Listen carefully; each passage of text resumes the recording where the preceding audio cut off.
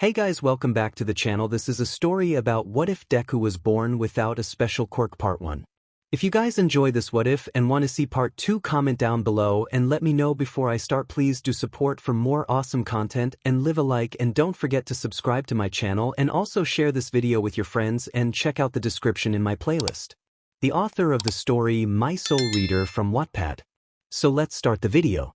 In one of Aldra Junior High's third-year classrooms, a sandy blonde guy slept with his feet on the desk and his arms crossed while everyone else talked amongst themselves. But this story isn't about him. It's about a boy with bush-like hair, a freckled face, and a toned body hidden by his clothes. Although he'll be late soon, the guy known as Izuku Midoriya heard a large roar near the train station, so he naturally decided to check it out, even if a voice in his head told him that his education is more important. Either way, he saw a 2-story tall man in the middle of the railroad causing havoc as he knocked down a utility tower, which was swiftly caught by the punching hero, 𝐻𝗳𝗓𝗡𝗋s, capable of immense strength after bumping his fists together. As 𝐻𝗳𝗓𝗡𝗋s set down the broken tower, he and the rescue specialist hero, 𝐻𝗻𝒻𝒽, who could control water from his hands, kept the crowd of civilians back while a man encased in wooden armor swung towards the scene.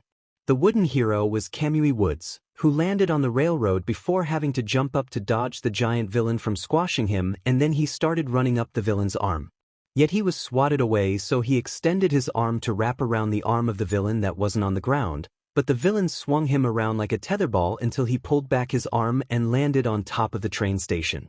But as the hero said something about evildoers, Izuku could see a giant woman running through the street before she jumped to drop-kick the villain. "Watch out!" he yelled as he manifested a shield out of thin air before he jumped into the trajectory of the falling villain, pushing it just under the railroad before it started to shrink down. "Everyone all right?"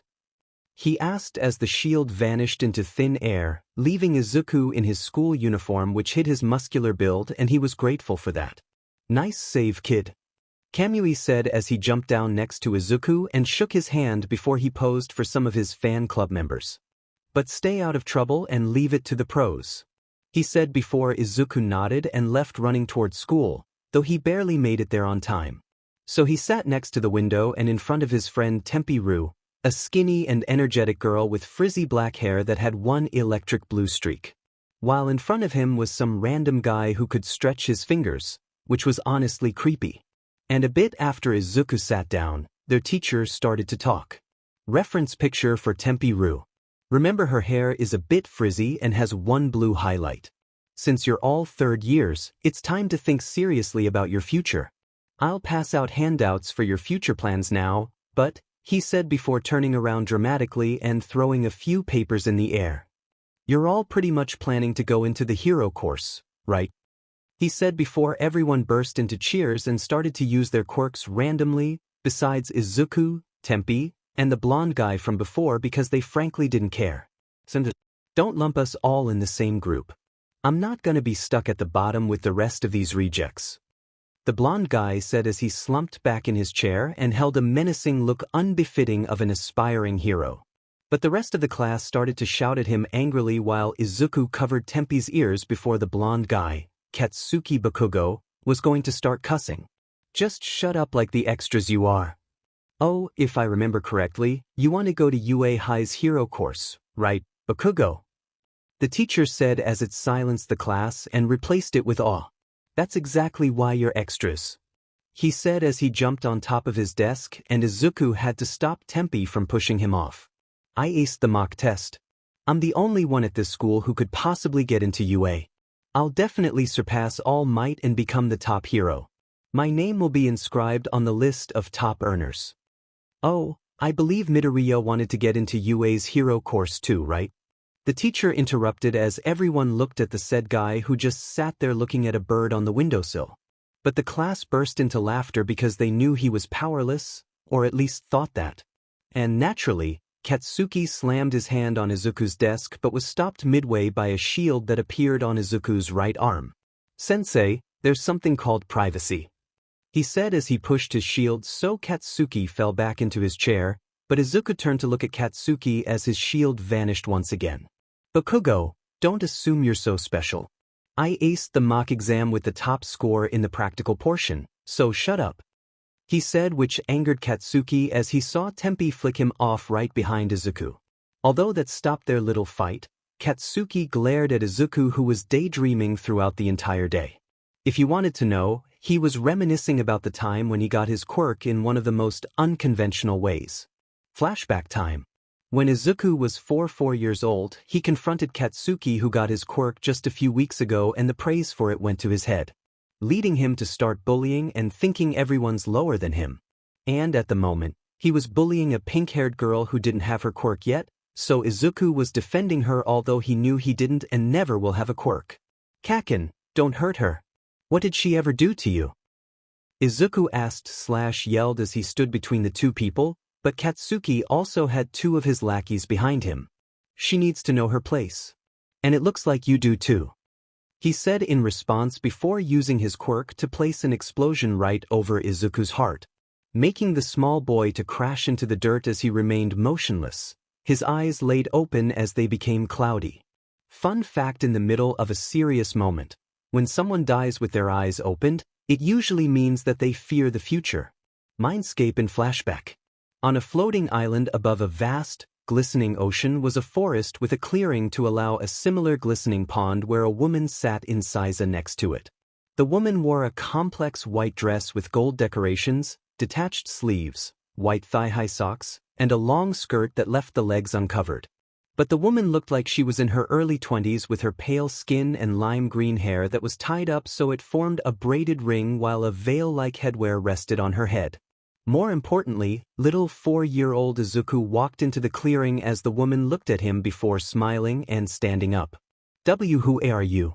Izuku asked nervously, but the woman only giggled in response. "I am the goddess of war and wisdom, Athena, and if you were wondering, this place is your mindscape," she responded in an angelic voice that instantly comforted Izuku. Well, until he remembered that he died just moments ago. How am I here if I just died?" he said as Athena walked up to him before picking him up. "How should I say this? Well, I decided to give you a second chance with a quirk this time," she said as Izuku's eyes basically turned into stars. "I didn't even tell you what your quirk is going to be and you're already excited. Giggles some more. Let's talk about your quirk before I send you back," she said as she set down Izuku on the soft grass before she sat down in front of him. "Thank you. Thank you. Thank you," Izuku shouted as he jumped up and down before hugging the woman, making her happy for the little bundle of joy. But he stopped hugging her and sat down fidgeting to let her talk. Again. "Okay, using my domain over war, I'm going to allow you to summon weapons that I've given you. But using my domain over knowledge and wisdom, you will be able to use any kind of weapon like a MSTR," she explained, although Izuku took a while to understand it. But while he tried to take in the information, an orb appeared and within it, you could see millions upon millions of different weapons. Yet, Athena put her hand inside the orb and pulled out a small, circular, silver shield with 4 points along the rim, and where those 4 points were, a material from the rim to the center was built in it, while the material looked like it was viewing into space with thousands of white dots within it, each varying in size and brightness. "What's that, Athena-san?" Izuku asked as the shield grew bigger then smaller again. "That's amazing. It can change size," he squealed, which made Athena giggle yet again. "This is the Aegis shield and it will be your first weapon," she said as she handed Izuku the shield in its smaller form, though it looked like the shield was designed for Izuku at that size. "Of course, it has some special abilities. It can change its size and be pulled back to you whenever you throw or lose it." Once she explained that, Izuku started to fade away as his body started to glow white before blowing away like dust, yet he didn't freak out and understood it thanks to the gift Athena gave him. "Goodbye, Athena-san," he said as he finally blew away and woke up from beyond the grave. Reality in flashback: as Izuku woke up, he had the Aegis shield connected to his right arm just without any visible connection. But he ignored that and saw Katsuki about to attack the pink-haired girl just like he was attacked just a moment ago. So he instinctively got up and charged into him with his shield, stopping Katsuki from blasting the girl and knocking him on the ground this time. "Kaken, leave her alone," said Izuku, who gave the most menacing glare a 4-year-old could muster, which made him run to his mother, Quite literally too, which annoyed Mitsuki Bakugo as she was talking to Izuku's mother, Izuku Midoriya. Are you okay? Izuku asked the girl behind him as he helped her up, but the Aegis shield vanished after glowing gold. Why yes, thank you. I'm Kira Musubi. She squeaked out as Izuku noticed that she had pure white eyes, but if you looked closely, you could see she had a fog-like substance where her pupils and iris should be.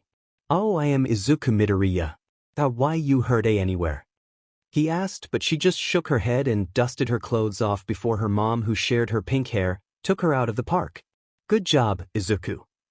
He heard behind him and turned to see Athena standing there in a white dress, sandals, and sun hat while she smiled at the young boy. From that day onward, Katsuki and his lackeys spread the rumor that Izuku was quirkless. Although he was about to summon Aegis, Athena stopped him through what she called a mental link.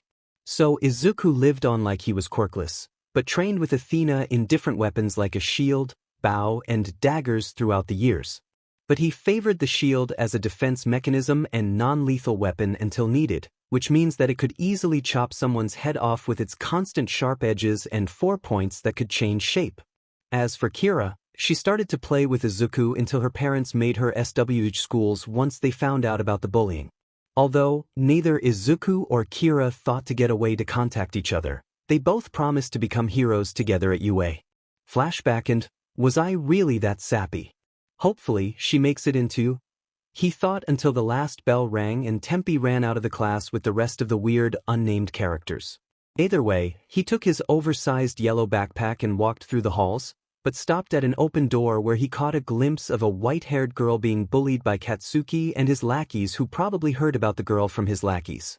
So he walked slowly towards the room unnoticed as he listened to what Katsuki was going to say while he readied the Aegis shield. I heard you were quirkless, albino beach. He said as the girl backed up into the wall and shook in fear. Then what are you trying to do getting into UA? He shouted and was about to hit or explode the girl. But once again, Izuku used his shield to block him. But once Katsuki saw the shield, he was going to punch Izuku, who stood at the door with his arm outstretched from throwing the shield. Baka, you can't use your quirk in public, said Izuku despite the obvious as he pulled back his shield, which hit Katsuki in the back of the head. Yet that didn't stop him from grabbing Izuku's leg and exploding the breed's leg, which left it slightly burnt and revealed Izuku's leg. But since Katsuki kept his grip strong, Izuku used his right leg to slam Katsuki against the wall, making him lose the grip on the leg. Let's get out of here, yelled one of the lackeys as they grabbed Katsuki and started running. Hey, you alright over there? Izuku asked as he picked up his shield and made it vanish before looking at the somewhat short silver-haired girl. But then he noticed that she had shiny silver hair almost matching her pale skin, but what intrigued him was her eyes. The irises looked like mini-galaxies as small dots flickered in them like twinkling stars in the night sky. Note, she's wearing the summer school uniform, so it should be mostly white or a lighter color. Yes, thank you for the help, she said with her head down and a pink blush across her cheeks. My name is Mira Takahashi, what's yours? She asked as Izuku walked up to her and lifted her head by her chin to make eye contact. Izuku Midoriya. But has anyone ever said that your eyes are like a galaxy full of infinite possibilities?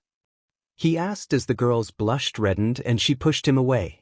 Sorry, I guess it's a touchy subject for you, he said as he had a small blush of his own. No, you were just too close, she whispered before she heard him walk away, making her a bit sad that her savior was leaving. But he stopped at the door and looked at the saddened girl. If you ever want to talk, just look for me. I may not understand your pain, but you need other people to make it better. It'll only get worse when you're alone, he said as he heard Athena squeal in the back of his head, but didn't react to it before he walked up to the girl and hugged her out of nowhere. It'll be all right, Takahashi-san, he said as she began to tear up. Then, Izuku's eyes glowed gold and Mira's eyes did the same until Mira shot a purple beam out of her hand which made a mark on the wall. How did I do that? She said as Izuku stopped hugging her and looked her in the eyes. Midoriya-san. Guess you're not quirkless after all, he said with a smile, and Mira hugged him with her head nuzzled against his chest. Let it all out, I'm here for you. he said as Mira started to cry and he gently held her head and back. So they did that for a couple of minutes before Mira finished crying and thanked Izuku.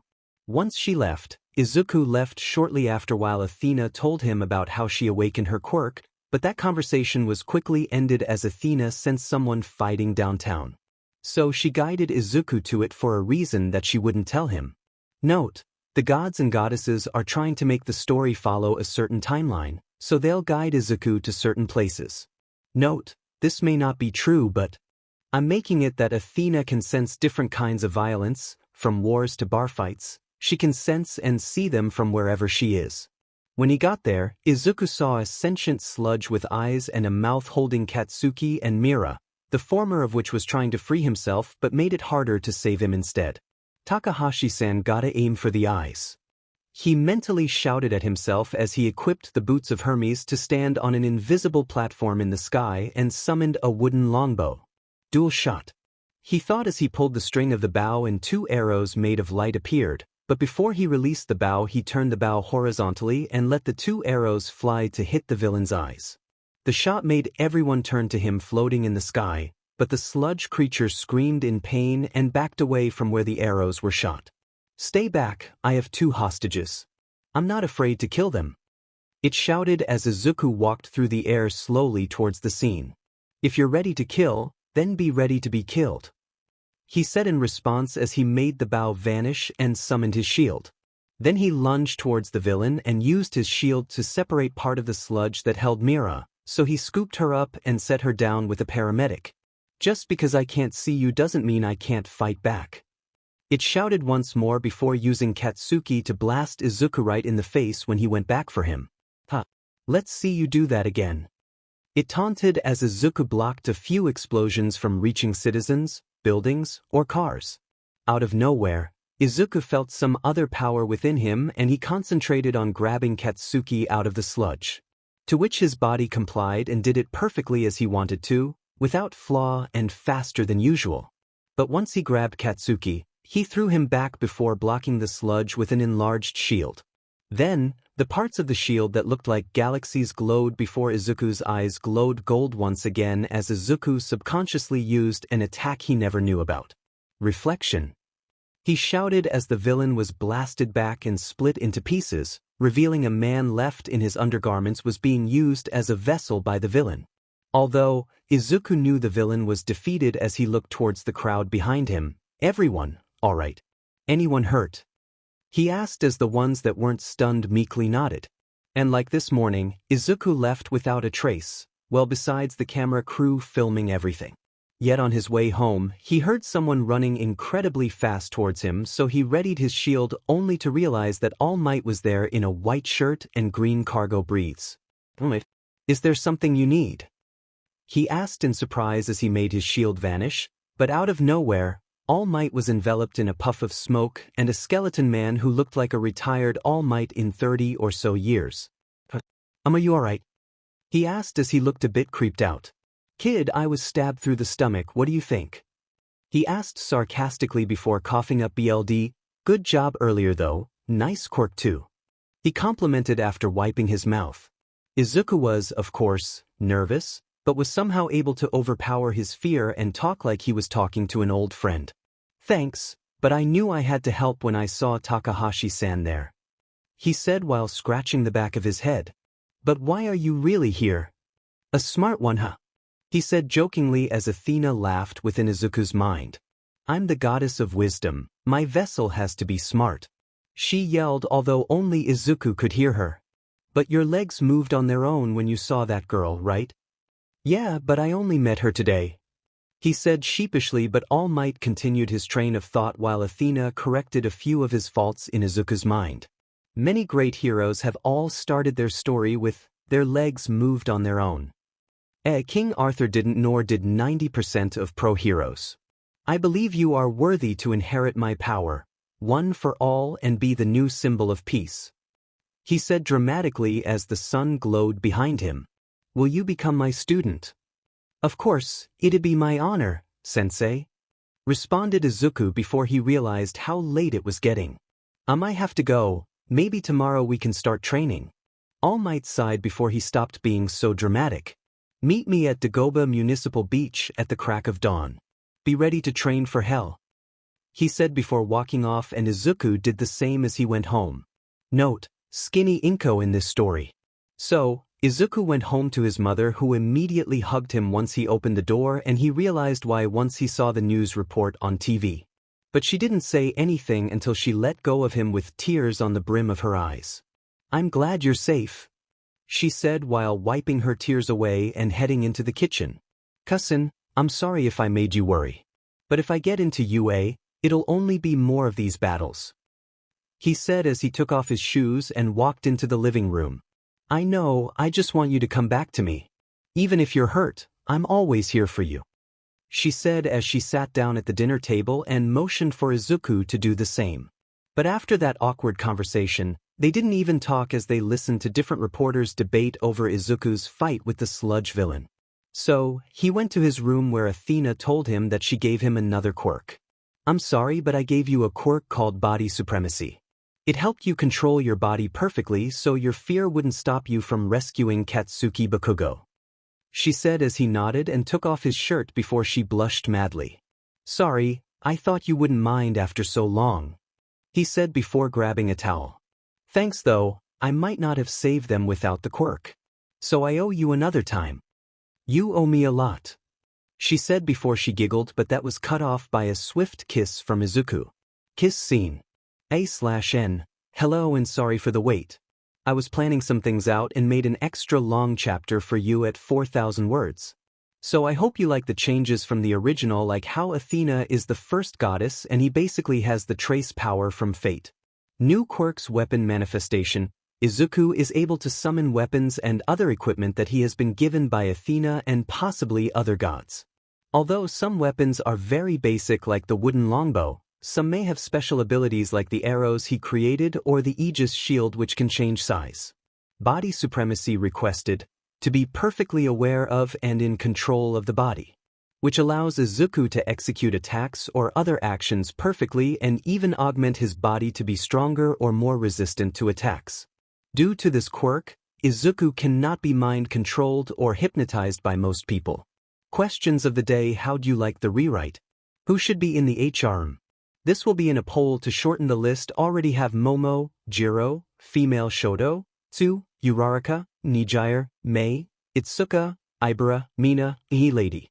I cut Toru and Midnight since I think that'd be weird. Also, 3 OCs that were mentioned will be in the HR. It's been quite some time since the last chapter took place, 8 months to be precise. During that time, Izuku was told to clean up a beach without his quirk to prepare his body for All Might's quirk, but when he had some free time, he would help train Mira Takahashi in using her newly found quirk. With that in mind, Izuku was currently sitting on top of the last pile of trash he had cleaned up that day, but as he waited for Yagi Tashinori or Skeleton, he just looked at the sunset that made the ocean glisten, truly a appealing scene. Athena, you're at home right now, correct? He asked through the mental link he shared. Yes, is there something you need? She replied, although Izuku could only hear her voice in his head. I have a month before the exam, so I'm thinking of going out for a patrol. Maybe I'll make a name for myself before I get to UA. He joked a bit, but as Athena was also the goddess of law and justice, courage and inspiration, she could only wonder how this would affect her vessel. Fine, but come home, then we'll set out at night. If anything goes wrong or you get severely injured, I'm going to take you everywhere in my physical form, she ordered as Izuku could feel sweat running down his forehead at the thought of having to go literally everywhere with Athena. Fun fact, Athena in Greek mythology is a virgin. Either way, Izuku cut the link as he heard the sound of a truck driving towards the beach before stopping close by. So he stood on top of the pile in his workout gear, just without the top to reveal his muscled body and well-developed six-pack. Oh my goodness! All Might dramatically shouted as he turned into his buff form for a second to make it even more dramatic. But Izuku interrupted it as he jumped down beside his sensei when he puffed back to his skinny form. Kid, you cleaned the entire beach. And in just 8 months. I expected you to finish the portion I told you in just 9 months, he said while scratching the back of his head in embarrassment at the poor guess. Although it was true, Izuku was told to clean a little less than half the beach for his training, though he may have destroyed a few piles while training with Mira. All Might doesn't need to know that. Thank you, Sensei. But I have plans later today, so I'll have to go home soon, he said in response as All Might took on a more serious expression. Young Midoriya, this world of quirks has a few secrets kept from the world, said 𝐻𝐼𝐴/Skeleton Might as he looked at the sunset while leaning on the railing. My power, one for all, is one of them. In the first generation of heroes, there were two brothers, the older one with the power to take away quirks and give them to others while the other brother was thought to be quirkless. The older brother took pity on the other and gave him a stockpile quirk that he stole, but soon enough, the younger brother found out that his brother was taking quirks by force. So he fought his brother but was overpowered by the older one, yet he was spared and sought an apprentice to defeat his brother. Eventually, he learned that his original quirk was to transfer quirks by having someone digest his DNA, which leads to one for all being passed down and getting stronger as it is passed between each generation. After taking in that information, Izuku learned a bit more about the power of one for all and knew All Might wanted him to pass down the power as it gets stronger. So you want me to pass it down? Izuku asked, but All Might turned to look at him at that moment. No. You will be the 9th person to receive this power, but I have a feeling that you'll be the one to defeat the older brother, all for one, he said before plucking a strand of hair off his head. Now holds up hair, eat this. Anyone who saw Izuku's face could mistake him for a ghost that got flashed when they tried to haunt someone. Otherwise, his skin turned paler as his eyes shot open in disbelief, but All Might slapped that out of him, quite literally too. I'm serious, you need to digest my DNA to get one for all. And if you wish to pass it down, you must do the same as long as you wish for it to be passed on to someone else, he said before Izuku shakily grabbed the hair before bringing it in front of his face.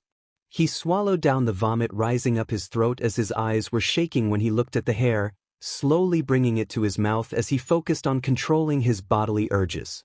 So using his body supremacy quirk, he calmed down and put the hair in his mouth before swallowing it in nearly an instant. Then he looked at his hands and body to check if anything changed, yet nothing did, although he quickly felt a pulse throughout his body which made him fall to the ground. Due to the odd sensation, he tried to get rid of any poison that could be in his body, only making him cough up blood onto the ground as the pain started to pulsate at a faster rate. Slowly, he started to force himself to calm down as he breathed and noticed his veins starting to glow all over his body. Eventually, the energy making his veins glow started to glow brighter and more violent, before it became so powerful that it couldn't be contained in Izuku's body and spread like flames around his body. But suddenly, it all stopped, leaving Izuku breathing heavily with what felt like a supernova dwelling inside him and waiting to be unleashed on whatever crossed its path. Yet it was out of his grasp, almost like it waited until he was worthy of its power. This power, it's more than I ever imagined, Izuku said in disbelief as he stared at his hands, then his sensei, who just stood there with a small, yet proud smile. Thank you, I'll make sure to defeat all for one, even if it kills me, he said as Athena had a flashback to the ending of Cammy's gift, although she didn't say anything about it. I know you will, but don't you have plans? Yagi asked as he started to load up the trash into the bed of his truck. Yeah, see you later then, said Izuku in response before starting to run home with a tracksuit on to cover his post-workout body. After about 10 minutes of straight running, Izuku got to his mom's apartment where he immediately took a shower to wash off and as usual, he walked into his room with only a towel around his waist, but Athena was in his room and looked away blushing once they made eye contact. But Athena left the room with her head down as Izuku changed with a small blush on his face the entire time, eventually leaving the room with a pair of jeans and a light gray hoodie on. Sorry, I should have knocked, Izuku said quietly as he walked into the kitchen with Athena, who wore her usual white dress as the small and makeshift family ate their dinner of fried fish and a small bowl of miso ramen each. Thank you, 𝐻𝐼𝐴. Athena and I will be out for the night, he said calmly as Inko grew a small grin. Athena, you're in charge of getting him home. But if you two do something naughty, I'm not stopping you, she said as both Izuku and Athena grew a blush across their cheeks then ran out the door. Sigh young love, as for the goddess and her vessel, They were just outside the apartment and got rid of the dirty thoughts in their head before going onto the roof. Although Izuku was clueless as to what would happen next, Athena kissed Izuku before she was absorbed into his body. And a few seconds later, Izuku's eyes turned into a cerulean blue and his hair turned into a lime green shade, matching Athena's features besides her actual body. Izuku, it may not be much, but this should disguise your most definable features besides your body. So put up your hood and start jumping from the rooftops until you find trouble. Athena's voice echoed through Izuku's head. Although he questioned the reality of the situation, he complied and used the boots of Hermes to jump from rooftop to rooftop. For a few minutes, he went by looking at a few couples out at night, some families going home, and the occasional hero passing by on patrol. So he kept going until he heard a police siren and started to follow it from the rooftops just in case.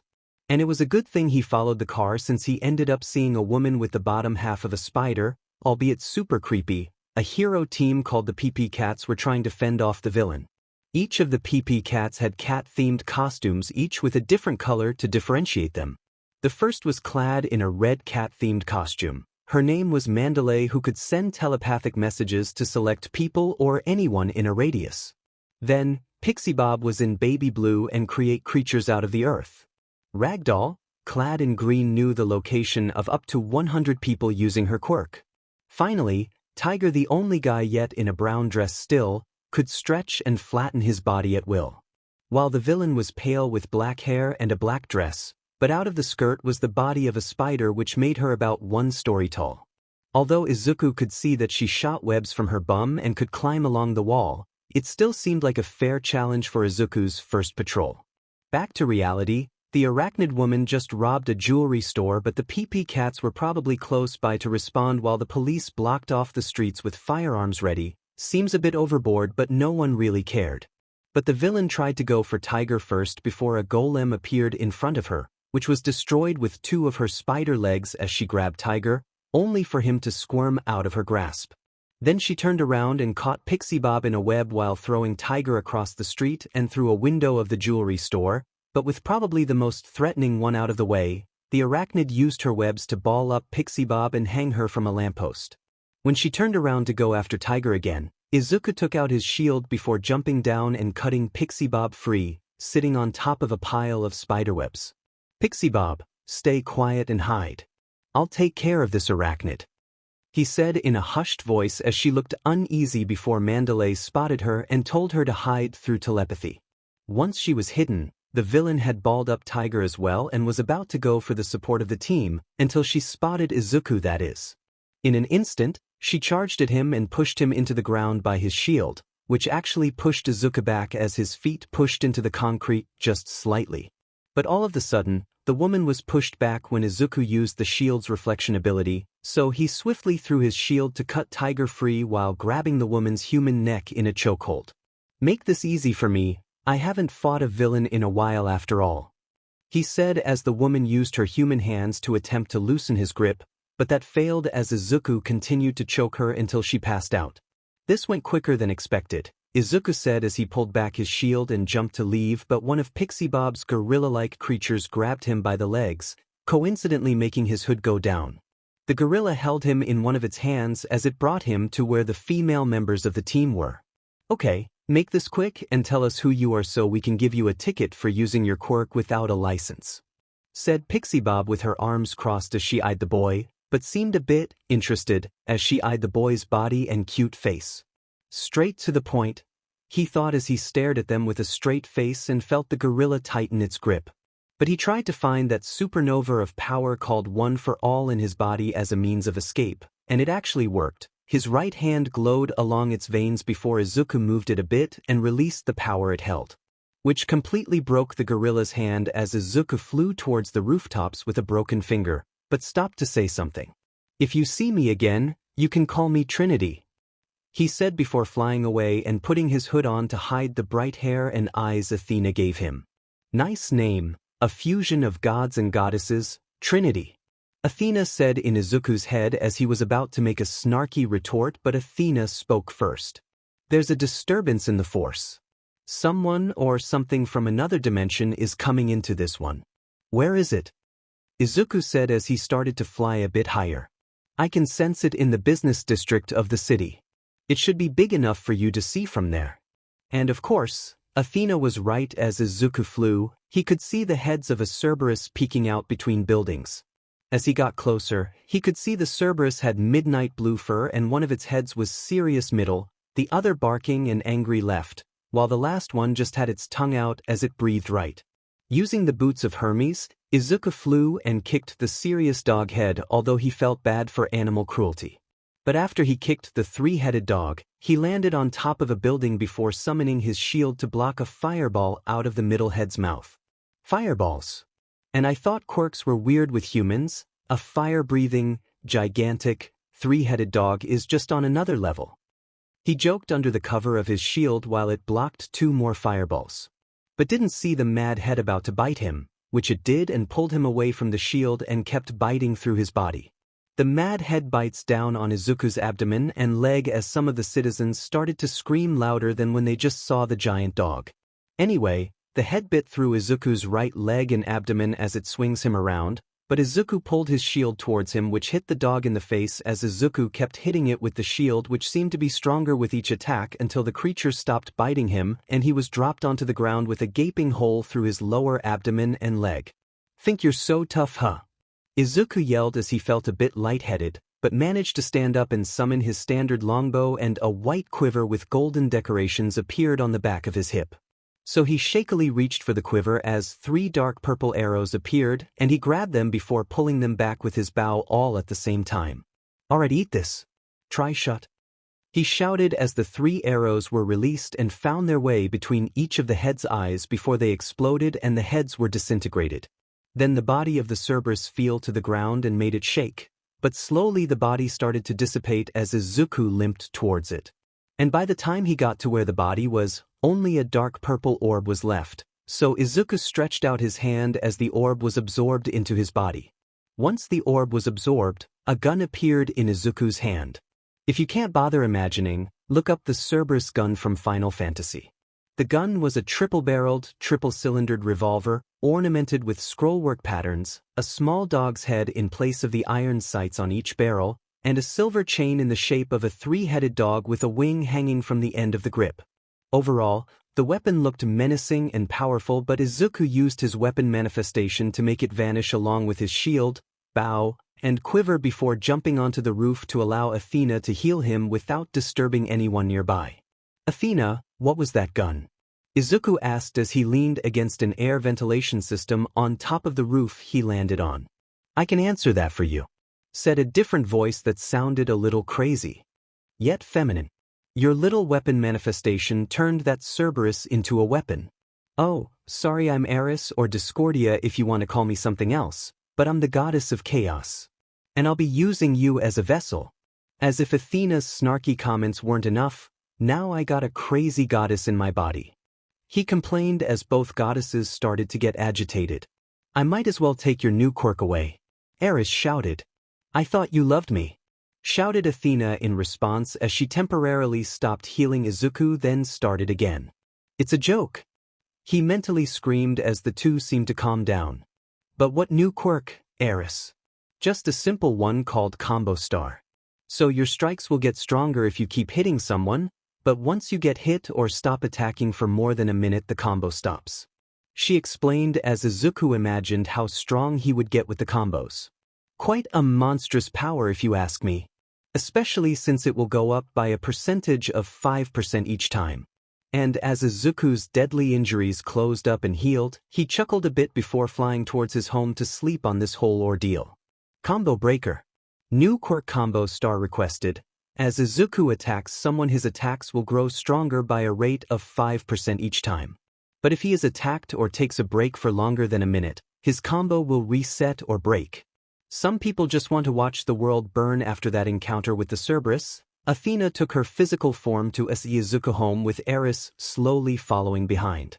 But Eris wore her goddess clothing consisting of a black dress with slits on the side of the skirt, a purple sash, golden belt-like decoration, golden staff, and black angel wings.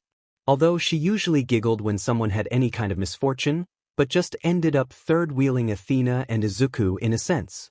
When they got home though, Izuku was worried over by Inko, who saw both fights on the news, which painted him in a negative view, especially when he escaped the grasp of the PP cats. So now he isn't allowed out of the house without Athena by his side, and he has to have Athena's permission to engage in battle, so he can't use any of his weapons or have complete control of his body, which basically leaves him as a normal person. Although the 𝗧𝗠𝗧𝗟 gun and the combo star Quirk were in Eris's command, so she allowed it pretty much all the time.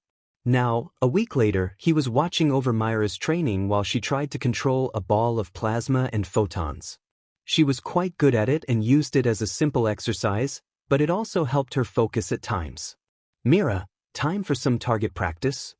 Izuku shouted from the sidewalk railing while she was in the middle of the beach. "Athena, may I?" he asked as she simply nodded, and he summoned the Aegis shield. Note, I don't think I said this, but the Aegis shield looks like the shield Yashachika uses in Luck and Logic. So he stepped onto the beach in his sleeveless hoodie and shorts while Mira wore some yoga breathes and a CRP top while she trained. So using his shield, Izuku deflected a few photon blasts from Mira, which practiced accuracy for her and agility for Izuku, as she kept aiming for a vital or pressure point while he needed to get faster and more flexible as she spread her shots out and made them faster. Eventually, Eris took 𝗧𝗠𝗧𝗟 and started to shoot at Izuku as well, which only made the training harder but more worth it as he got faster and faster, becoming a blur whenever he moved, or he looked like he didn't move until he changed position in an instant. "I think that's breathe enough," he shouted as Mira stopped, but Eris continued until he enlarged his shield and shot 2 exploding arrows at Eris's feet, creating a cloud of sand and dust in front of her, allowing Izuku to charge forward with his shield and take 𝗧𝗠𝗧𝗟 away from her, which made her giggled before hugging the vessel. "Good job. Through chaos we shall prevail," she said, which would be inspiring if her giggling and laughing didn't make her sound crazy. So he made the weapons vanish as he threw Eris into the ocean, much to her discomfort. "Come on, you should be used to this," she complained as she walked out of the shallow water and her clothes became dry in an instant. "Mira, do you think you're ready?" asked Athena as Mira was given a towel by the goddess to wipe away her sweat, but Mira had quite a built body with a six-pack formed under average-sized melons. Although you wouldn't expect it with her slim body, yet she might be as powerful as Izuku before he started to clean the beach, which would allow her to at least ace the mock exams. Although she was hesitant with her answer as she saw Izuku literally running on water with the boots of Hermes as a precaution.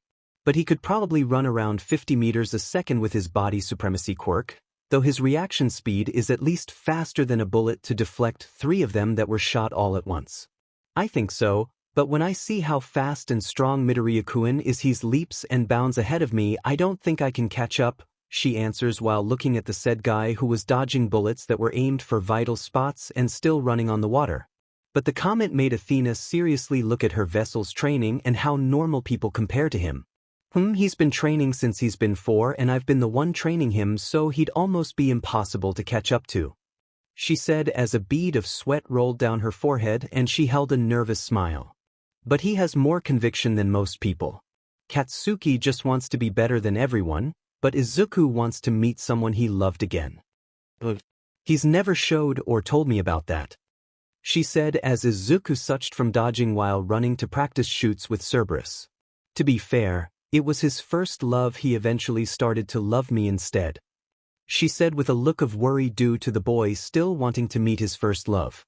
"Though I'm worried about his emotions, he made a promise with her to go to UA together and he's never broken any promise he's made.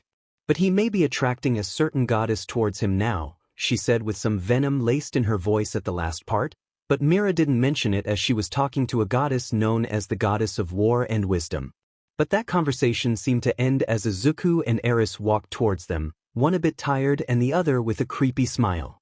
Though Izuku felt his muscles loosen as Athena must have taken the control of his quirks away, but body supremacy was extraordinarily useful for nearly anything.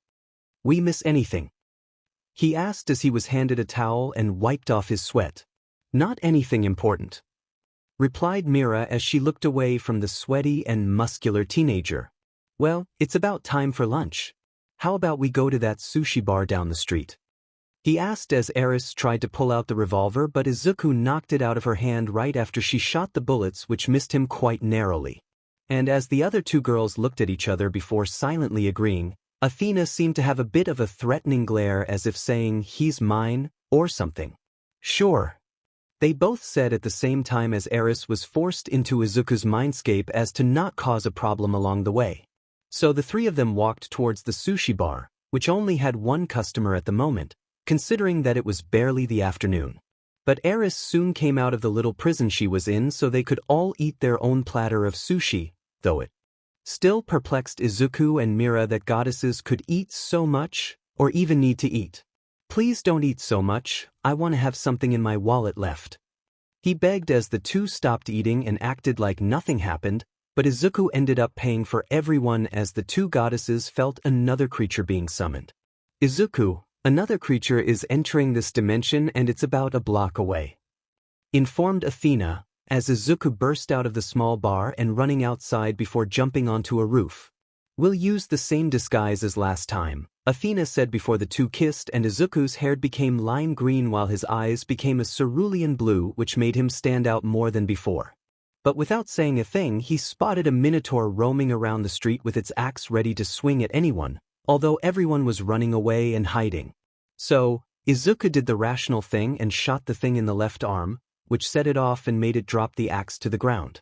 Then the minotaur roared at him as its arm was slowly healing from the 3 bullet wounds, but Izuku shot it in the leg this time before jumping down onto the street, only to see an angry minotaur on its knee and holding a steel battle axe with only its right hand.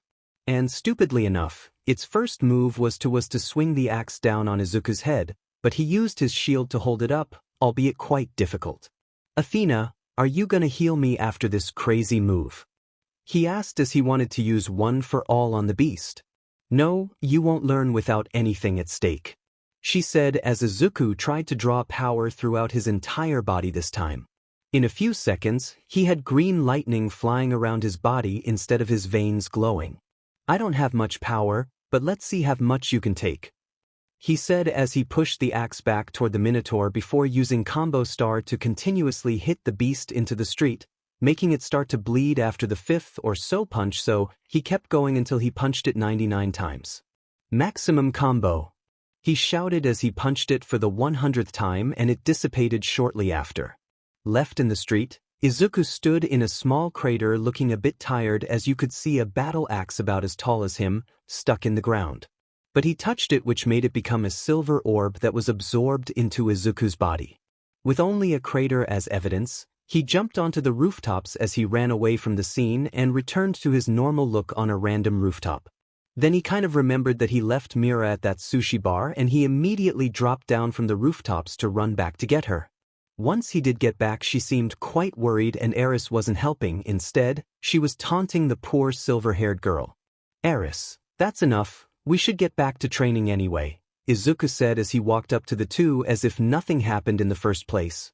Time skip brought to you by Izuku. Unable to lift the minotaur axe after about 3 more weeks, Izuku and Mira were taking the train to the entrance exam. But throughout their training, no more weird or dangerous monsters appeared that Izuku was entitled to fight. But seriously, he's basically the Jinchuriki of 2 goddesses, which apparently means that he has to fight monsters that come to this dimension. Either way, their train ride shortly ended and the two were left to walk the rest of the way to UA with some comfortable small talk about the exams. The first of which was the written exam, and it was quickly finished by most of the applicants who headed to the auditorium for a briefing about the physical exam. At the auditorium, students sat next to more students from their own school, with Aldra having 3 students taking the hero course and 1 student taking the general course exam, that student being Tempiru, who is going into the general course's entertainment department since her quirk wasn't suited to fighting villains. And soon enough, Present Mike explained the physical portion of the exam, which was quite normal compared to most things in this world, except the whole destroy robots. So basically, they had to destroy robots to gather points, and each robot had a different point value with the same abilities, only different by the model and number painted on them. Once the briefing was over, Izuku headed over to Field Beta while Mira was assigned to Field Alpha, but the two ignored it and wished each other luck before departing in matching midnight blue tracksuits. Due to their mother's request, of course, otherwise, Izuku would be wearing a black tracksuit he bought beforehand. But now, Izuku was stretching and looking at his opponents, ranging from a brunette girl with a round face which he found a bit cute to another girl with pink skin. Then his eyes landed on a girl with long pink hair in a red tracksuit, so he naturally walked towards her. "Kira-chan," he asked as the girl turned around, then immediately hugged him. "Izuku-kun, I've missed you," she said as they hugged, albeit awkwardly since Kira was only about 4 feet 8 inches, which was about a little less than a foot smaller than Izuku. But their reunion was cut short as the exam started. "Start!" shouted Present Mike over the intercom, but no one moved until Izuku grabbed Kira bridal style and started to run about 5 times as fast as Usain Bolt into the mock city. He only let her down when they found a small clearing away from the robots. "Looks like we'll have to talk later. Meet me outside, Yue, alright," he said as she nodded eagerly before he started running to find a horde of robots. A few seconds later, he was in front of a small group of 1- and 2-point robots but didn't complain as he spotted one of Yue's cameras. "Eris, can I go guns blazing?" he asked as a triple-barreled revolver appeared in his hand, and he smirked before jumping back to line up a shot. Then he held up the revolver before pulling the trigger, blowing 3 holes through a 2-pointer's face, leaving 5 other robots. "1 shot, 1 kill. Let's make that 1 shot, 3 kills," he thought before using 1 for all to jump above all of the robots, but pulled the trigger again to get rid of the 3 1-pointers all at once. "Hurry up and break more things." "Oh, let's try that axe," Eris said excitedly as Izuku fell down with an axe as tall as him instead of a revolver. Using 1 for all, he lifted the axe without difficulty before slicing both 2-pointers in half, using only 1 slice. "On your right," Eris shouted as Izuku narrowly dodged a laser aimed for his arm, but saw a 3-pointer with 2 2-pointers and a 1-pointer beside it. "Alright then, let's start a combo," he shouted before running up the 3-pointer and continued his punching spree to the other 3 robots. "Alright, 17 points," he shouted once more before running with 1 for all and body supremacy to find more hordes of robots. As for Kira Masubi, she was left by Izuku and was somewhat mad but created 3 cement golems about 8 feet tall to protect her while destroying robots. So she made her cement puppets smash robots that she found. While Mira Takahashi was using her photons to fly before blasting through a few robots, but thanks to Izuku she's been able to almost use rapid-fire energy blasts while running or flying. Then back to the protagonist, who was fueling Eris's thirst for chaos by shooting random robots or slamming down an axe onto them, but eventually Athena came up with an idea. "Izuku, this is a hero test. Try to help other contestants for points. Defeating villains is not everything that a hero is supposed to do." She spoke some words of wisdom as Izuku was given his shield to smash some robots with, though Eris was unsatisfied by the choice of weaponry. Eventually, Izuku started to cover some contestants' blind spots by throwing his shield, which got stuck in the robot before he magically pulled it back. Although it became an efficient way to gather points and help people, many people got mad at him. So he switched to helping people who were surrounded, like he once saw Kira surrounded by 10 robots, and he helped by getting rid of half of them. But of course, about 9 minutes through the exam, Izuku found himself on the first street he entered, and the ground suddenly shook as he heard something falling above him. Quickly he moved out of the way of falling debris but turned to his left to see a colossal robot peering above the tallest building in the mock city. Crap baskets. Yet he didn't start running like the other contestants and looked on the ground to see a few people who got stuck under the rubble and debris that was caused by the massive robot. Suddenly he peered at the sun subconsciously as something sparked in him. That spark traveled to his hand as he pointed his hand towards the trapped students before the rubble was lifted out of nowhere, and Izuku used his other hand to bring the student out of danger. Using this new power, he did the same thing for several students until he saw the last person was the brunette round-faced girl he saw before the exam, and of course, the 0-pointer or giant dumb robot was about to crush her. Without a doubt in his mind, he summoned the boots of Hermes to fly towards the robot's face and punching the robot with 100% of what he could muster out of 1 for all. Yet the punch still decapitated the robot and blew it back where no one was, hopefully just standing. But he realized he was falling and completely forgot about his boots as he just kept falling. Well, a nice nap and I should be fine. He thought casually as he can't die and Athena healed or revived him each time. I didn't think my vessel was so lazy, said a soft, feminine, and gentle voice as Izuku was grabbed by his tracksuit jacket, but was slowly lowered onto the ground as he saw a brunette Japanese woman in samurai armor and a katana on her waist. Hello, I'm Amaterasu, she said casually as she waved with a small smile, but continued to float above the ground. I'm Izuku Midoriya, he said as he felt his right arm entirely shattered before being enveloped in a yellow aura and slowly healing, but he looked towards the sun goddess to see her hand pointed toward his arm. Solar healing, that's amazing, he said in awe as the goddess brought a hand toward her cheek and tilted her head.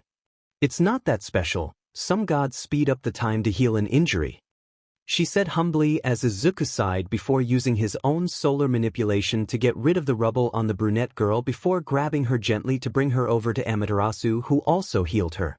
But she went into Izuku's body soon after as Izuku realized he had to meet up with Kira. My name's Izuku Midoriya, what's yours? He asked politely to the girl as he saw everyone else getting healed by an elderly woman in a lab coat, also known as Recovery Girl. The girl hesitated a bit but answered cheerily. Achiko Uraraka, it's nice to meet you Midoriya-kun, she said as Izuku was about to leave. Thank you for saving me, she cried out as Izuku turned his head towards. Don't worry, it's what a hero should do, he said before running off into the distance, otherwise known as the entrance to UA, where 3 girls were waiting for him. A pink-haired girl, a black-haired girl, and a silver-haired girl who all seemed a bit angry but cheered up at the sight of Izuku running towards them in his junior high uniform. Hey girls. Sorry for making you wait, he said as the girls glared at each other once more, but Izuku realized that none of them knew each other. Oh, well, this black-haired girl is my best friend Temperu, who I usually went to parties with. Then this silver-haired girl is Mira Takahashi, who I trained with for about the past 9 months. And this cute pink-haired girl is my childhood friend Kira Masubi, who I actually haven't seen for about 10 years. It's nice to meet you too, said Kira as she shook the other 2 girls' hands.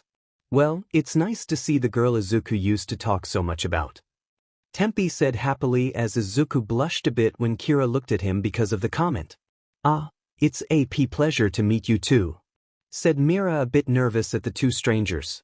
Well, let's go get some ice cream to celebrate my treat, Izuku said as he jogged while the 3 girls had to run to catch up to him. School essays. After a nice time eating ice cream and a terrible time training, Izuku is getting ready for his day at UA. Though he knew Eris and Athena were still sleeping within his body since they would usually comment about something, but was glad for it as he was dressed in UA's uniform and was making breakfast, which immediately got the 2 goddesses out of his body and waiting at the dining table for whatever he made. That ended in a bunch of messy dishes which Inko had to sadly clean up while the 2 goddesses hid within Izuku and the latter was headed off to school. The way to UA was quite boring for our protagonist, but he took the train while he conversed with Athena through a telepathic link between the 2. By the time he got to UA, he could already tell he was lost before entering a building. At least, he was given a map and Athena was smart enough to memorize the way to Class 1A, which was still going to take Izuku a long time to memorize for himself. Yet just outside the class, Izuku could already hear 2 people arguing. Get your feet off the desk. Do you even care about the upperclassmen and heroes who used it? Asked an unfamiliar voice as Izuku opened the oversized door and saw that a tall, blue-haired guy was arguing with Katsuki. This can only end well. I don't, but why school stuck a stick so far up your butt? He retorted as Izuku spotted 2 blobs of pink hair, but he only knew one. I'm Bnha from 𝐀𝐮𝐬 Private Academy, he said a bit calmly as Izuku felt himself being grabbed from behind and turned around to see Achiko. Luckily, Izuku went by unnoticed by the 2 individuals as he sat in front of Kira but was behind Katsuki, who still didn't notice him. Though Achiko was across the classroom from them, that didn't matter as a black-haired man in a yellow sleeping bag walked into the room. Shut up and sit down, the man said lazily as he unzipped his sleeping bag and stood behind the podium. I'm your homeroom teacher, Aizawa. Put these on and meet me at the P field.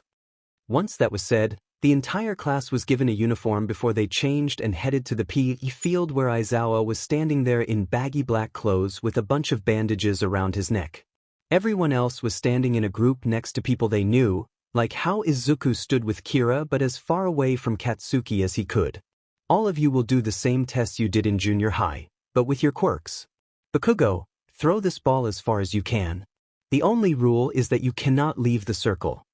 He said, still tired, as Katsuki walked to a circle on the ground and was handed a softball while Izuku pulled out his phone. Without a word, took an odd throwing stance where he used his right arm to throw while his left arm and leg just hanging in the air aimlessly. DD. He yelled as he threw the ball with an explosion, making the ball fly out of sight. 2 meters. After that performance, most of the class burst into cheers and other forms of excitement performed by humans. Though Izuku, Kira, along with 2 other girls didn't seem to be excited at all. One of the 2 girls had black hair and matching eyes, though her body was matured more than it should be. The other girl had red and white hair while her eyes were blue and gray, but she was a bit shorter than the other girl with slightly smaller sizes. This is fun. Well then, whoever places last will be expelled, Izuku said with a devilish smile, though it was extremely creepy, to say the least. After all the tests were done, everyone has grouped up once again as Izuku stood before them with his phone in hand. Then he tapped on his phone before a hologram displaying the list of scores for all 21 students, though everyone had a feeling that they knew who would get expelled if they didn't already know what Izuku truly meant. Let's see, getting expelled is, Izuku stated blandly as he looked down the list, Toru Hagakure. He finished as everyone looked a set of floating clothing which turned out to be an invisible girl, which was a pleasant surprise to Izuku as he heard Amaterasu laugh within his mental link. I forget you were here, Amaterasu. He thought as he stopped displaying a face of complete stupidity and looked towards Izuku, who looked like he was going to laugh. You really thought I was going to expel you? What? Everyone besides the select 4 knowledgeable students shouted, until the mature girl spoke up. It was a logical ruse to get everyone to try their best. She said as everyone else looked at her like she was crazy, though she clearly wasn't. It was more of everyone being dumber. Out of nowhere, the invisible girl hugged the black-haired one while everyone else had their own way of calming down. You're dismissed, said Izuku as very few people actually started to leave, like Izuku, who had picked up Kira on his back since she claimed she was tired. Time skip brought to you by Izuku sleeping in Athena's lap. Some boring classes later, Izuku kind of fell asleep in the middle of class when their teachers wanted them to introduce themselves and their quirks. Although, no one even bothered to wake him up as they happily chatted about their next class. Their next class was the Foundational Hero Studies class, and everyone was excited about it. I am coming in like a hero, All Might shouted as he burst into the classroom, and Izuku woke up to pull out his Cerberus revolver. Whoa, put the gun down, young Midoriya, he ordered as Izuku literally threw the gun and it disappeared in midair. Athena, Amaterasu, please wake me up before this happens again, he thought as he saw everyone look at him cautiously. Okay, they both said as Izuku sat down. Alright class, today you'll be doing an indoor combat exercise, All Might announced as everyone besides the previous 4 burst into their own cheers. Okay, calm down everyone. Meet me in Field Beta, but what is a hero without their costume? He asked as everyone burst into cheers once again, and the wall opened to reveal 21 metal cases that contained everyone's individual hero costume. Then everyone grabbed their case and headed to their respective locker room. But everyone changed relatively slowly with their custom costume before leaving the room to Field Beta, where All Might was waiting just after the students entered. Though everyone seemed to be in an interesting hero costume, Izuku was just dressed in some jeans, a red shirt, a leather jacket, and his iconic red high tops. As for Kira, she was in a sleeveless white dress that went down to her mid-thigh and held onto a white messenger bag filled with compressed materials for her golems, like a pokeball. Now you all look like proper heroes, All Might bellowed as he spotted Izuku's outfit. You didn't even try, he thought as he looked at his successor, who looked back with a stoic expression. Well, today you'll be fighting in teams of 2. The first team will act as heroes who will try to capture their opponents and reach the foe bomb. The second team will act as villains who will try to capture the heroes or let the time run out. He said as the class burst into random questions, but everyone fell silent at Izuku's question. Sensei, there's 21 of us. Did you even plan this out? He asked bluntly as All Might visibly sweated before pulling out a lottery machine. Of course, young Midoriya will be facing 2 teams on his own due to his advantage. He said as he started to use the lottery machine to pull out 2 numbers, 17 and, but we'll use this lottery to decide teams. So 𝐀𝐮𝐭𝐡𝐨𝐫 and 𝗀𝐻𝐻 will form Team A, he shouted as he continued to list teams while Izuku mentally conversed with the 3 goddesses in his head about a strategy since he'll be ridiculously outmatched. Once everyone was put into teams, they went up to a security room where everyone else watched the matches go by. Though they were pretty one-sided since most of the students were predictable, like that red-haired shark-looking guy who would focus on defense most of the time. And 4 matches later, Izuku found out his opponents were Katsuki, Kira, Tenya, and that girl with 2 different hair and eye colors. Team A and E can head down to a building to set up. Izuku will wait outside of the building until your time is up, All Might said as the 2 teams left and Izuku trailed behind them slowly to converse with 3 conflicting goddesses. But outside of a 10-story building, Izuku leaned against a lamppost with his eyes closed. Let's see, Bakugo has his overconfidence and explosions that I can exploit. He'll probably try to go for a one-on-one without even considering his team. You're not wrong, but it'd be best to take a burst strategy against him. That way, no one can tell your max speed or power. Commented Athena as Izuku just continued to do nothing by anyone else's eyes. So don't use one for all and focus on your weapons. Okay, then Kira will be left on defense with her golems. At least that'd be the best course of action for her. He thought but didn't get a comment this time. Next would be Ida-san who has that engine thing going for him. So he might be lower down the building to keep watch with his speed. That'd be smart, but you can just chop him down with that Minotaur axe. Contributed Eris as Izuku's eye twitched slightly. Plus you should at least be as fast as him, if not faster. Running on water isn't an easy feat, especially since that armor will only weigh him down. That leaves that dual-colored girl. And I've only seen her use a bit of ice, so I can only guess how potent her quirk is.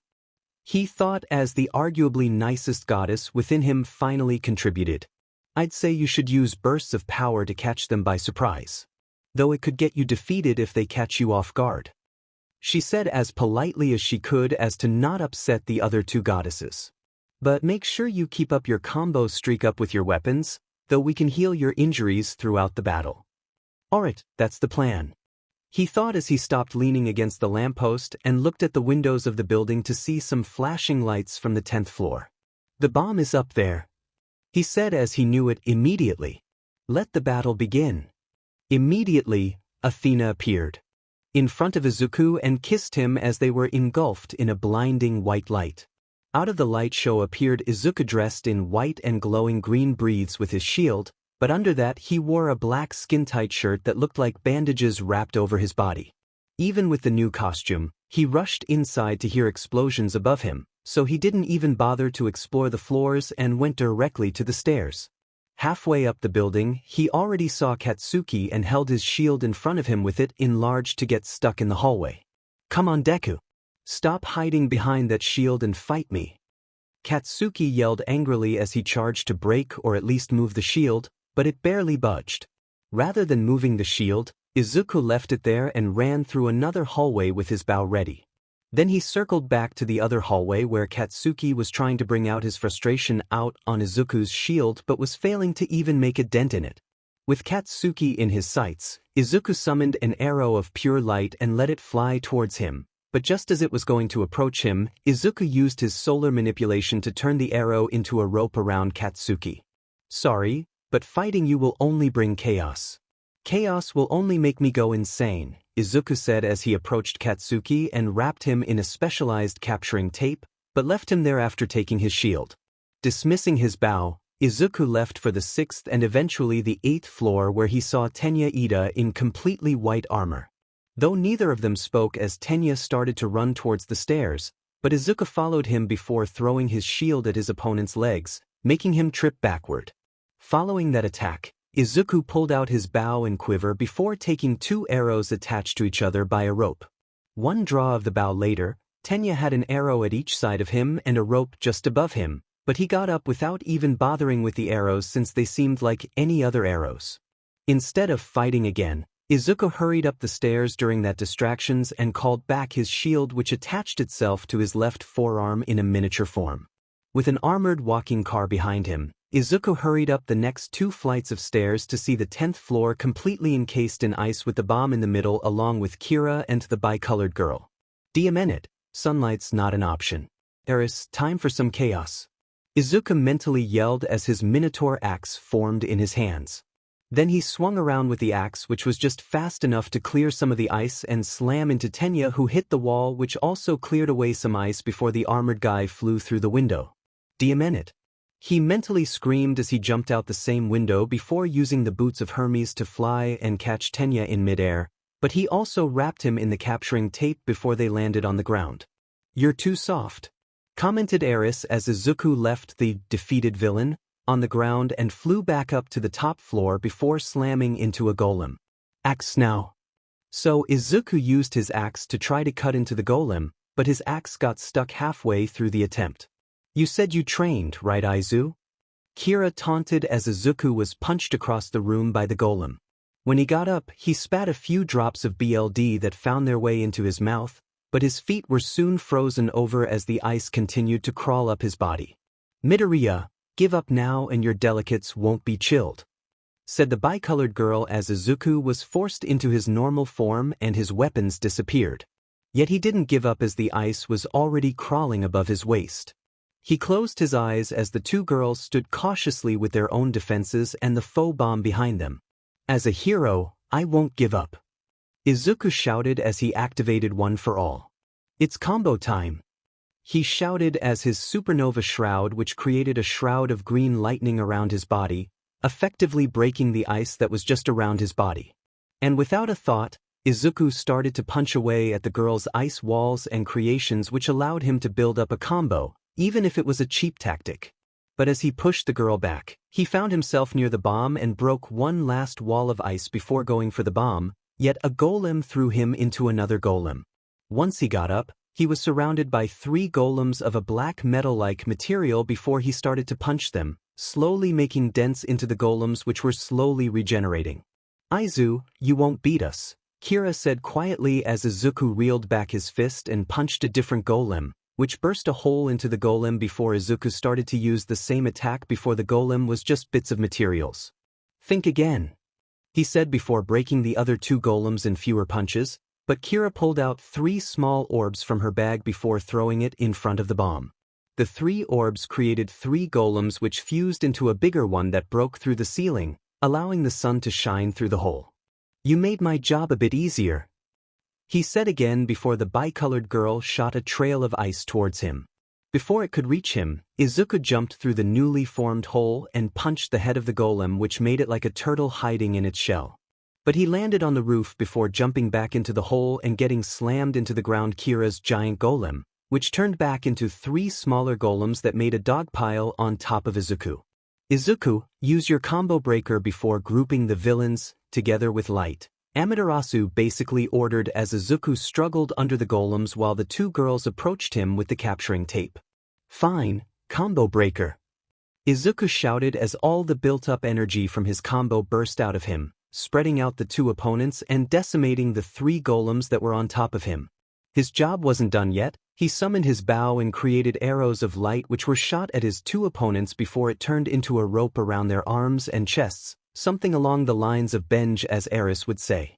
But he grabbed the foe bomb, which ended the match in his favor. "The hero team wins," shouted All Might over the intercom as Izuku collapsed with more energy being released from his vessel. Yet little did anyone know, the released energy only attracted more other dimensional beings into the world of Boku no Hero Academia. "The author is a deity. The hero team wins," shouted All Might over the intercom as Izuku collapsed with more energy being released from his vessel. Yet little did anyone know, the released energy only attracted more other dimensional beings into the world of Boku no Hero Academia. "What? was the combined reaction within the spectators' room, though All Might seemed only slightly impressed by the outcome. While in the battlefield, a gorgeous brunette appeared at Izuku's side and held her hands over his body, allowing her to heal his wounds before she healed the other 4 opponents. Another victory at the cost of your body, yet this victory will be meaningless with no real threat, thought Amaterasu as she helped Izuku walk back to the spectators' room with Katsuki, Kira, Tenya, and the multicolored girl following behind them. When will you understand that the more you fight, the more fights are soon to come? The group arrived to see some faces of pure shock or amazement, yet Izuku ignored them to sit down with Amaterasu sitting next to him and ending up sleeping on his shoulder.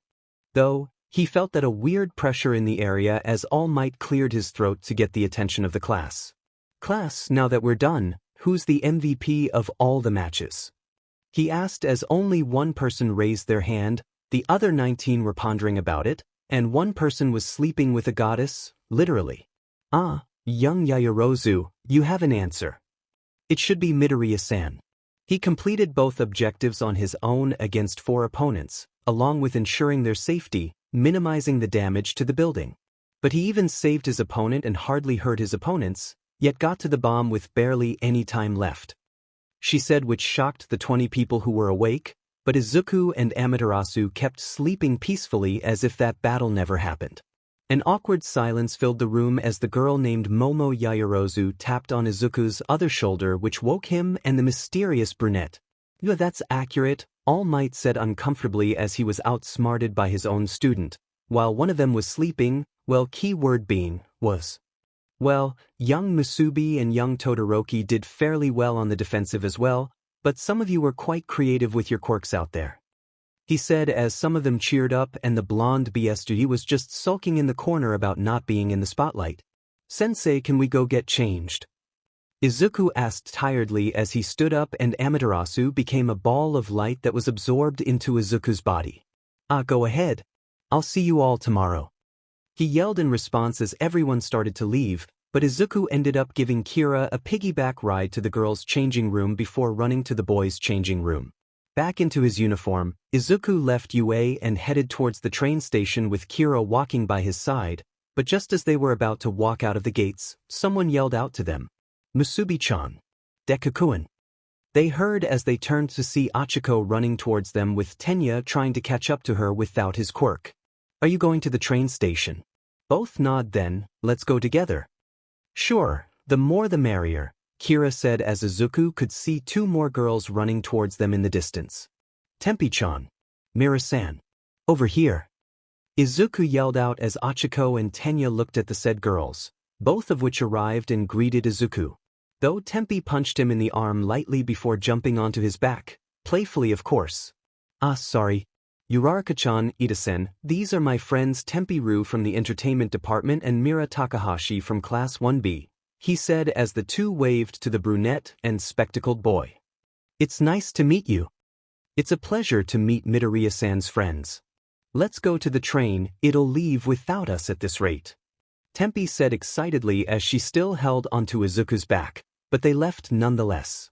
Along the way, the group of 6 talked about their respective classes, though they mostly listened to Mira and Tempi, the former of which got a bit nervous about it.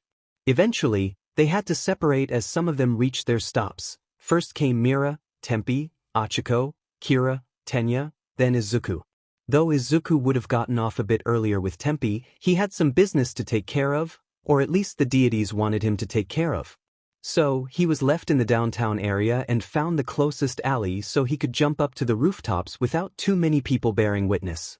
A while later, he was already on top of a fairly large building and standing near the edge to see a bustling city. Besides him were 3 goddesses: Athena, the Greek goddess of war and wisdom, Eris or Discordia, the Greek goddess of strife and discord, and finally, Amaterasu, the Japanese sun goddess. "So, what am I looking for?" Izuku asked as Eris was excitedly looking around for something, while the other 2 were calmly looking for it.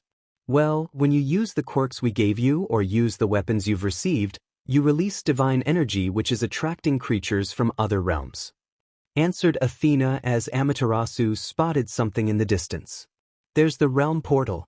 Midoriya, Whatever comes out is your target before you head back home," she said as the three goddesses went back into Izuku's body, leaving him basically clueless besides for the tear in the sky, expelling red and black mist from it. Without talking back to the beings that could torture him at any moment, he used one for all, Supernova Shroud 5%, which was an extremely long name. Either way, he got near the rift and saw three dog-like creatures that had literal flames coming off of them. In the chaos, the hounds were chasing after the heroes and biting some of them, like 𝐿𝐴𝐴𝐴 who was fighting off one of the three though he wasn't dealing any damage with his fire quirk. "Hellhound's okay, I have a gun and don't want to be arrested for animal abuse. Well, let's go," he shouted as he summoned the Cerberus revolver in his right hand and the Aegis shield on his left forearm. "Time to play," he shouted as his hair changed from its black and green tips color to violet while his eyes became an indigo blue, due to Eris hiding his appearance this time. He didn't notice it as he shot the leg of a hellhound to get it off a hero but then had to deal with it charging at him by expanding his shield. Then the hound howled which got the attention of the other two before Izuku shot the rest of the first hellhound's legs. But in that time, one hound scratched at his shield while one snuck up behind him and scratched his back, burning away parts of his uniform and drawing BLD. That's gonna leave a mark, but hopefully, these won't leave scars. He thought before using his super strength to kick away the dog that slashed his back, but he dropped to his knee as the pain set in. "Kid, what do you think you're doing?" shouted 𝐿𝐴𝐴𝐴 as Izuku jumped back and shielded himself from the two hounds that tried to slash at his shield. Reflection. Izuku shouted as the hounds slashed at his shield in unison, but this time was pushed back by the force stored within the shield. "I'm saving you and everyone else here from these hellhounds," he yelled back as the hounds started to circle him. Before any of the heroes could intervene, Izuku replaced his current weapons with his Minotaur axe. With the new weapon, he jumped forward and slammed down the axe on one of the hounds, slicing its head off while the first one finally bled out from the bullet wounds. Then the third hound took the chance to slash at Izuku's back again with a claw engulfed in fire. When the attack hit, the slashes grew slightly bigger and, in a sense, cauterized which slightly closed the wound. But the hound was kicked back before Izuku used his Minotaur axe, which was bigger than him, as a tomahawk and threw it as the hound which sliced it clean in two. "DMN," he shouted as he fell to his knee again and held his shoulder to try to comfort the pain. Yet in the midst of Izuku's pain, the axe vanished, the heroes looked on in fear or in 𝐿𝐴𝐴𝐴's case newfound jealousy, and a news crew was filming while scared out of their mind. "Trinity is back," Izuku shouted as he stood up with his right hand holding his left shoulder while looking towards the camera. After he said that, the tear in the sky closed while the bodies of the hellhounds started to glow white with divine energy before reforming into a smaller form. Though what came out of the energy was surprising, to say the least, they turned into adorable puppies. "They're so cute. We're keeping. You don't get a choice," Eris yelled to Izuku, which was surprisingly out of character as the puppies ran up to Izuku as if he didn't just kill them. "Izuku, pick them up then start running," she yelled again as Izuku complied with the order, so he now had 3 puppies in his arms and was jumping on the rooftops. When he got home 20 minutes later, Izuku carefully opened the door to see one of the scariest women in his life with a kitchen knife and sitting in a chair like she was waiting to hurt Izuku. It was so scary, the 3 immortal goddesses didn't even want to come out and the 3 puppies hid behind Izuku's legs. "Izuku went out fighting without my permission," she said creepily as Izuku backed up in fear. Well, until she noticed the puppies. "Are these puppies? They're so cute. We're keeping them," she shouted as Izuku looked dazed, yet she brought the puppies in and let them sit on the couch while she petted them. What just happened? Izuku thought as he walked to his new room, but doing that let 𝐾𝐮𝐭𝐡𝐨𝐫 see the tears in his uniform and the newly formed scar on his back. "Izuku, mind letting me examine your body?" 𝐾𝐮𝐭𝐡𝐨𝐫 asked as Izuku turned around to the demon in hiding that was his mother as she held the same expression she used moments before. But he simply nodded before she pulled him by his tie using her quirk, then she laid him on the couch with her sitting on his legs/butt, tracing the new scar. "Hello again." The first week of school went by in a flash. Izuku actually learned everyone's names so he doesn't have to describe them with weird nicknames or uncomfortable adjectives. Along with that, he learned their quirks and a little about how they fight since Izuku made them analyze the footage from the fights they had on the first day when he wanted to take a nap again. Though that did give Izuku the chance to sneak away for a few minutes to go to the 𝐵 field and work on adapting his fighting style for his new weapons and solar manipulation quirk, which seemed to be integrated to help his weapons more than actually being used on its own. Currently, the class of 1A was all crazy about a new cafe that opened up since most of the girls were talking about their Prince Charming that were their waiters while the guys were talking about all the cute maids that were the waitresses. Despite Izuku ignoring the odd conversation topic, Athena decided to make a mental note about it for later. Once all this weird talk settled down, everyone's eyes were on their ever-sleepy sensei as he walked into their class without his sleeping bag in sight, so all of them were naturally worried that something bad happened.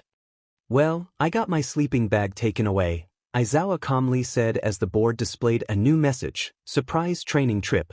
As the board says, we're going on a trip to one of UA's training buildings. Yawns, but first we have to decide on a class president and their vice. The moment after he said that, everyone disregarded the field trip and started nominating themselves for the position. Though Izuku wanted to stay out of it, Athena needed to create some sort of order so Eris wouldn't be getting too powerful, leaving Izuku to yell in the class louder than anyone would expect. "Everyone! Quiet down!" Izuku shouted as everyone shut up, well, mostly everyone. "Girls' skirts should be 3 centimeters shorter." Minoru shouted as Izuku pulled a gun out and aimed it at his head. "Say that again and this trigger is being pulled," he threatened as Minoru shrank in fear and retreated to the corner. "Okay, let's do this like calm people and take a page from America's book without the stupidity and overweight concept.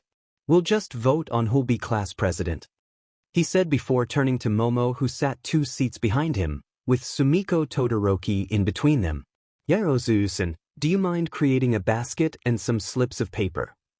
he asked as she shook her head and created the items he asked for. Izuku placed the items on the podium while Izuku watched the chaos that was Class 1A, barely stopping himself from falling asleep on the dirty floor. A while later, Izuku looked through all the votes and counted them up before announcing the most voted individuals. "Your president with 4 votes is Izuku Midoriya," Izuku said as Izuku slammed his head on his desk before looking out the window and thinking about jumping through it. "Your vice president is Momo Yaoyorozu with 2 votes. The 2 individuals were congratulated before the class was sent to go change into their hero costumes, most of them wearing something visually appealing once again while Izuku still wore some casual clothes he's been seen wearing when he's hanging out with Tempe.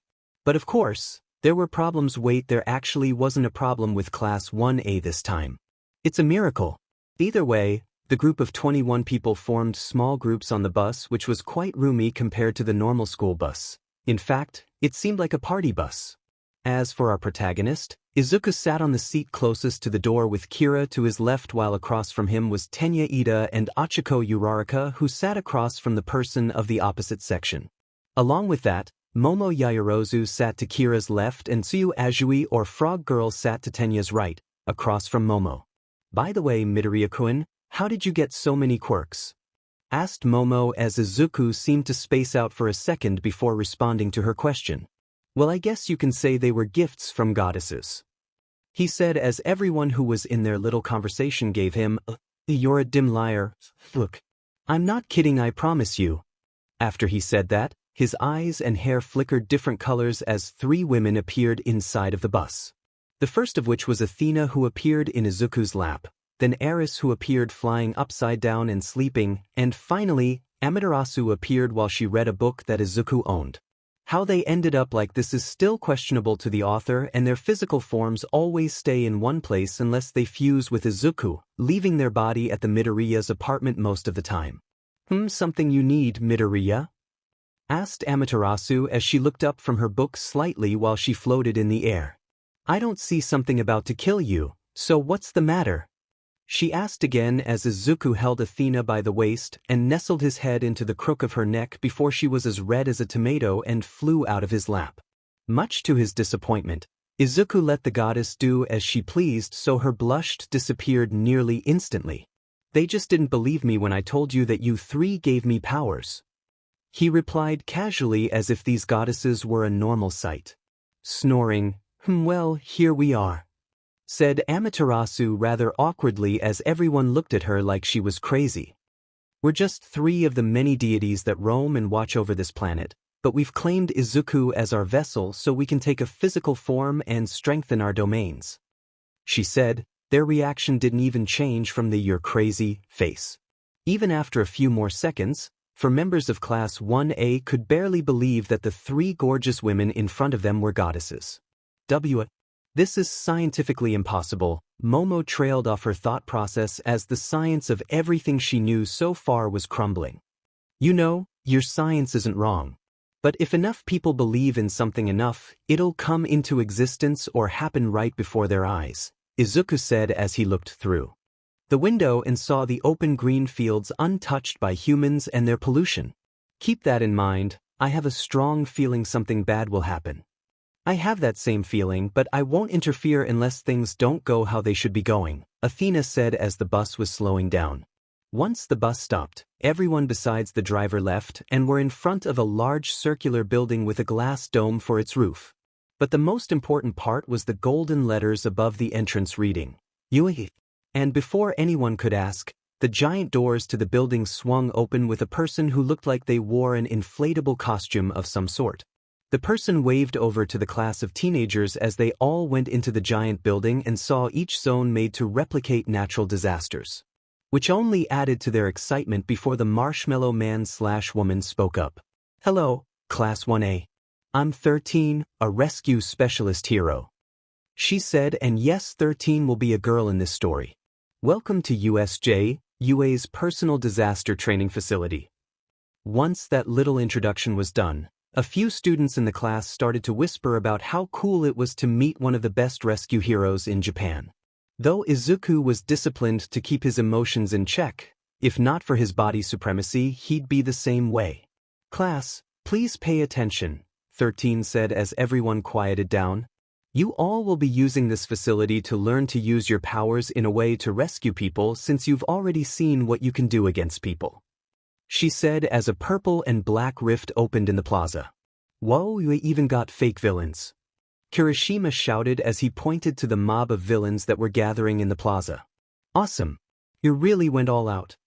Mina shouted as well, but Aizawa actually got out of his lazy demeanor and stood in front of them. "Sorry, but those are real villains," he said as he took his scarf and got it ready to beat villains with a cloth invincible to everything but scissors. "Midoriya, take charge and protect them. Leave it to the real heroes if it really comes down to it." After those commands, Aizawa jumped over the stairs down to the plaza before his goggles covered his eyes and he grabbed a villain with his cloth. As he fought, Aizawa kept swinging villains or grappling towards them before kicking them, which turned into a slower process as more villains were defeated. Yet near the center of the plaza was a villain made entirely of mist with a light blue-haired young adult next to him who wore hands all over his body. The man seemed to get more agitated as time passed, watching all the villains being defeated while the students of UA grouped together with fear running through them even if they didn't show it. All of the students were huddled together near the entrance which they tried to open without the heroes noticing them, but their only defense was 13 who was ready to use her quirk at any given moment and Izuku who held his shield ready along with his gun. "Kurogiri, keep the brats here. We can't risk it," the blue-haired man said as the mist seemed to nod and warped by swirling until it disappeared and reappeared between the door of 𝐻𝐿 and Class 1A. "We're here for All Might." "Where is he?" the man yelled as everyone's attention to him instead of the giant rift portal right behind most of them. Even with that distraction, it didn't stop Katsuki from pulling the pin on his gauntlet directed at the portal villain, yet it didn't affect him. Instead, it was enveloped in the portal and a few seconds later another portal appeared behind the class whose attention was brought to Katsuki and the villain closest to them. Luckily, Izuku was fast enough to enlarge his shield to protect everyone from the redirected blast. "Ah, the rumors are true. The new vigilante, Trinity, is truly a student at UA." The mist spoke as Athena appeared at Izuku's side and they quickly kissed. In a flash of golden light, Izuku was fused with Athena with white breathes, a skin-tight black shirt, and his shield. "Rumors. Well, you're right, But let's see if you can live to tell the tale, Izuku said as he shifted his left side towards the villain as he pulled out his Cerberus gun and shot at the villain. Yet that didn't end too different than Katsuki's attempt, as the bullets were redirected behind Izuku, but they were blocked by his shield, which had 3 waves of energy ripple along it as Izuku stopped his attack and just stared at the villain. The villain seemed intrigued as Izuku stared him down with a different suit, while a cocky bstrd of a student got ignored. "You're quite fast, but children shouldn't play with guns," it taunted as Katsuki got angry and flew towards the villain's face. Once Katsuki got close to the villain's face, he grabbed a metal part floating within the portal that no one noticed before. Using multiple explosions, Katsuki got a reaction out of the villain this time. "Ha! See, Deku? I'll beat this villain by myself," Katsuki shouted as he held onto the villain's metal collar device. But before Izuku could comment on his mini-victory, the villain balled itself up as Izuku pushed Tenya through the gate before the villain covered the gate once again, not even noticing the change. "Ida! Run to Yue! Get back up!" Izuku shouted as he jumped close to the villain's collar and started to slam his shield into it. "Don't worry, I'll protect everyone. I promise. Get as many heroes as you can," he shouted once more as he could see Tenya trembling in fear before he got the courage to start running, a few tears running down his face the whole time. Yet his efforts were in vain as Izuku was met with the same fate as Katsuki as he was teleported to who knows where, leaving the rest of the class 1A in the hands of 13 as she pointed her fingers towards the villain. "Give up now, your best fighter just left. And there are plenty of villains to deal with, all of you," the mist said as it started to surround the other students, but 13 took a stand nonetheless. "I won't let you harm these kids," she shouted as she uncapped the glove over her pointer finger and her body started to pull away from the mist like a black hole. Then the same counterattack happened to her as a rift opened behind her and started to pull apart the back of her suit. At least, she capped her finger before collapsing forward, leaving the class nearly defenseless. "Say goodbye, UA students." A hero isn't afraid to die. When Izuku was teleported away from the entrance, he could barely see where he was before he dropped into a body of water. Barely having a breath left in his body, Izuku swam to the top and took a few quick breaths before his leg was grabbed and he was pulled into the water again. Looking down, a woman with webbed hands and feet pulled him into the water. So he naturally focused on the rays of light seeping into the water, allowing him to pull himself out of the water with the woman now hanging off his feet. After swinging around his feet, the woman let go and fell into the water, which gave Izuku the chance to fly onto a yacht that was placed in the zone. Water and a yacht. This must be the shipwreck zone then, he deduced as 3 purple rifts appeared, dropping Kira, Tsuyu, and Minoru into the zone. Naturally, Izuku caught Kira and Tsuyu using his solar manipulation, but Tsuyu used her tongue to grab Minoru once he dropped into the water. Once he lifted the 3 onto the boat, more villains were apparent in the water as they rose to the surface and just stayed there watching them. "Oh no, we're surrounded by villains." Minoru already started freaking out even in his weird spandex costume. "Where are the heroes?" "Shut up. If we're going to be heroes, we might as well start now," Izuku said as he changed out of his wet Athena fusion form to his hero suit. "'Cause Ida can only go so fast, the heroes won't get here for at least 20 minutes and these villains aren't going to wait that long," he said before crouching so the villains couldn't see him on the boat. "Then what do you suggest, Midoriya-chan?" Tsuyu asked as she crouched lower. "So did Kira. There are too many villains for us to take on." Ribbit. Taking a moment to think, the 3 students started to worry about Izuku as they relied on him too much yet didn't know better. "You want a plan?" he asked the 3 of them, who nodded in response. "Then Kira's giant golem should be dropped into the water, so you will grab Mineta and use that distraction to get away. The 2 of you should go find and help another group. I'll bring Kira over that small mountain range and into the landslide zone. We'll meet up later, so stay safe." All of them except Minoru nodded in understanding, though Izuku was mostly placing his trust in Kira and her golem's distraction. Even so, Kira fished out 3 compressed steel pellets out of her bag and threw them high into the sky. And when a giant golem appeared, it immediately started to fall and belly flopped into the water, creating a giant splash. Using that distraction, Tsuyu wrapped her tongue around Minoru, who was oddly sticky, and jumped to the plaza. Once they were gone, Izuku looked at Kira, who still seemed worried for whatever reason. Yet he tapped her shoulder and snapped his fingers in front of her to get rid of that trance-like state. "Kira, it's time to go. We can't afford to waste the time we have left," he said before grabbing her hand and starting to fly using the solar rays passing through the glass dome. In just a matter of seconds, the two were over the mountain that divided the shipwreck and landslide zone, but the two ended up landing on top of the mountain to observe everything. They could see Momo, Kyoka, and Denki surrounded by villains and backed up against the mountain. But in just a moment, Momo created some sort of tarp as Denki slammed his hands on the ground and created a giant shockwave of electricity, which somehow got towards the top of the mountain, so Izuku shielded Kira a bit to reduce the damage she would take, considering her own endurance is a bit lacking. And once the two could feel all their limbs, they floated down, but Izuku just held Kira close to him as he made a platform of solar energy to float down. "You three all right?" he shouted and asked as Momo and Kyoka removed the tarp that was on top of them. "Yay?" Kyoka bursts into laughter, ignoring Denki's hilarious face. Momo answered Izuku's question. "What? Kaminari-san defeated all the villains we could see," she said as Izuku heard some footsteps and looked to his left to see a muscular villain who had electricity radiating around his body. "You forgot one, kiddos," he said as Izuku matched his lightning with his own. "Sort of." Izuku used one for all, Supernova Shroud 5% to jump towards the villain and punch him in the left side of his face, effectively knocking him it. Once he was out cold, Izuku walked back towards Momo and Kira, who just looked at him in awe. But when he stopped using his quirk, Izuku started breathing lightly. "He's gone," he said as Kira touched his shoulder, which made him flinch. "Sorry, that took more out of me than I thought. I'll have to train my body for that since I've been focusing on my solar manipulation." "It's fine, Midoriya-san. We should go meet up with our classmates," said Momo.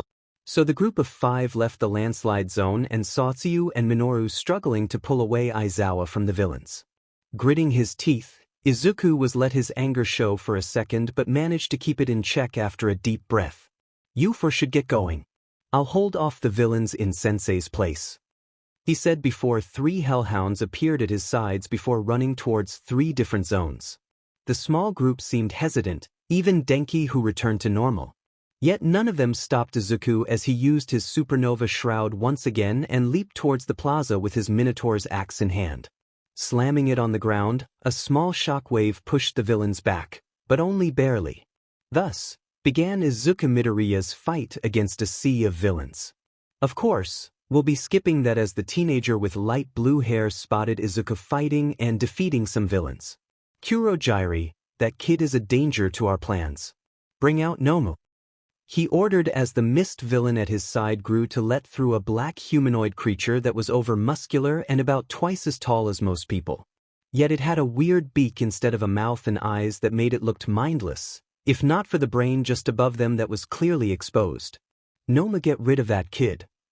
In an instant, the Nomu rushed towards Izuku and punched him straight into the entrance's gate, making a decent-sized dent. From the pure impact, he coughed up blood and dropped out of the dent, only to see Tsuyu and Minoru with a wounded Aizawa and nearly fatally wounded 13. Ignoring the pain he just went through, Izuku brought his hand up to create 2 balls of light that went into both Aizawa's and 13's body, healing them and repairing some of their clothes in the process. He coughs up blood. "Hey, try to help everyone else. I can't hold up my hellhounds and fight that creature." Before he could finish, Izuku was grabbed by the Nomu and thrown into the floor of the plaza. He coughed up a little bit of blood once again, but the creature grabbed him again and started to crush him. It even cracked a rib or two, but Izuku didn't scream and tried to reinforce his bones and muscle fibers with his body supremacy quirk, or at least tone down his pain receptors. That didn't even matter to the creature since Izuku was thrown straight into the air and through the glass dome, flying higher than what anyone could see. Now everyone was worried, even Aizawa, once they saw the Nomu easily take down one of their best fighters, though his hellhounds did their job and rescued some of Class 1A from whatever zone they got stuck in. "Diamond it. I'll be the one to take down Deku," Katsuki shouted before he blasted towards the Nomu and slammed an explosion into its face. Yet the attack did nothing and it didn't even react to the attack. Naturally, that only meant to use more explosions at the creature. Gritting her teeth, Sumiko looked at the creature and used her ice half to boost her towards the Nomu as well. Once she got to the ground again, a volley of ice shot from her right foot towards the Nomu and impaled it, yet it didn't even flinch. What's wrong with this thing? She mumbled to herself as Izuku and 𝗧𝗏 joined the fray and tried to hurt the creature. First, Izuku tried to disable whatever its quirk was while 𝗧𝗏 got close. Next, she uncapped her finger and started to tear away at the skin of the Nomu. But as it tore away, it quickly regenerated back and at a faster rate than she could tear away at it. Huh. You think that those weak attacks can hurt Nomu? The light blue-haired guy said, proud of what he's done. Nomu is designed to beat All Might.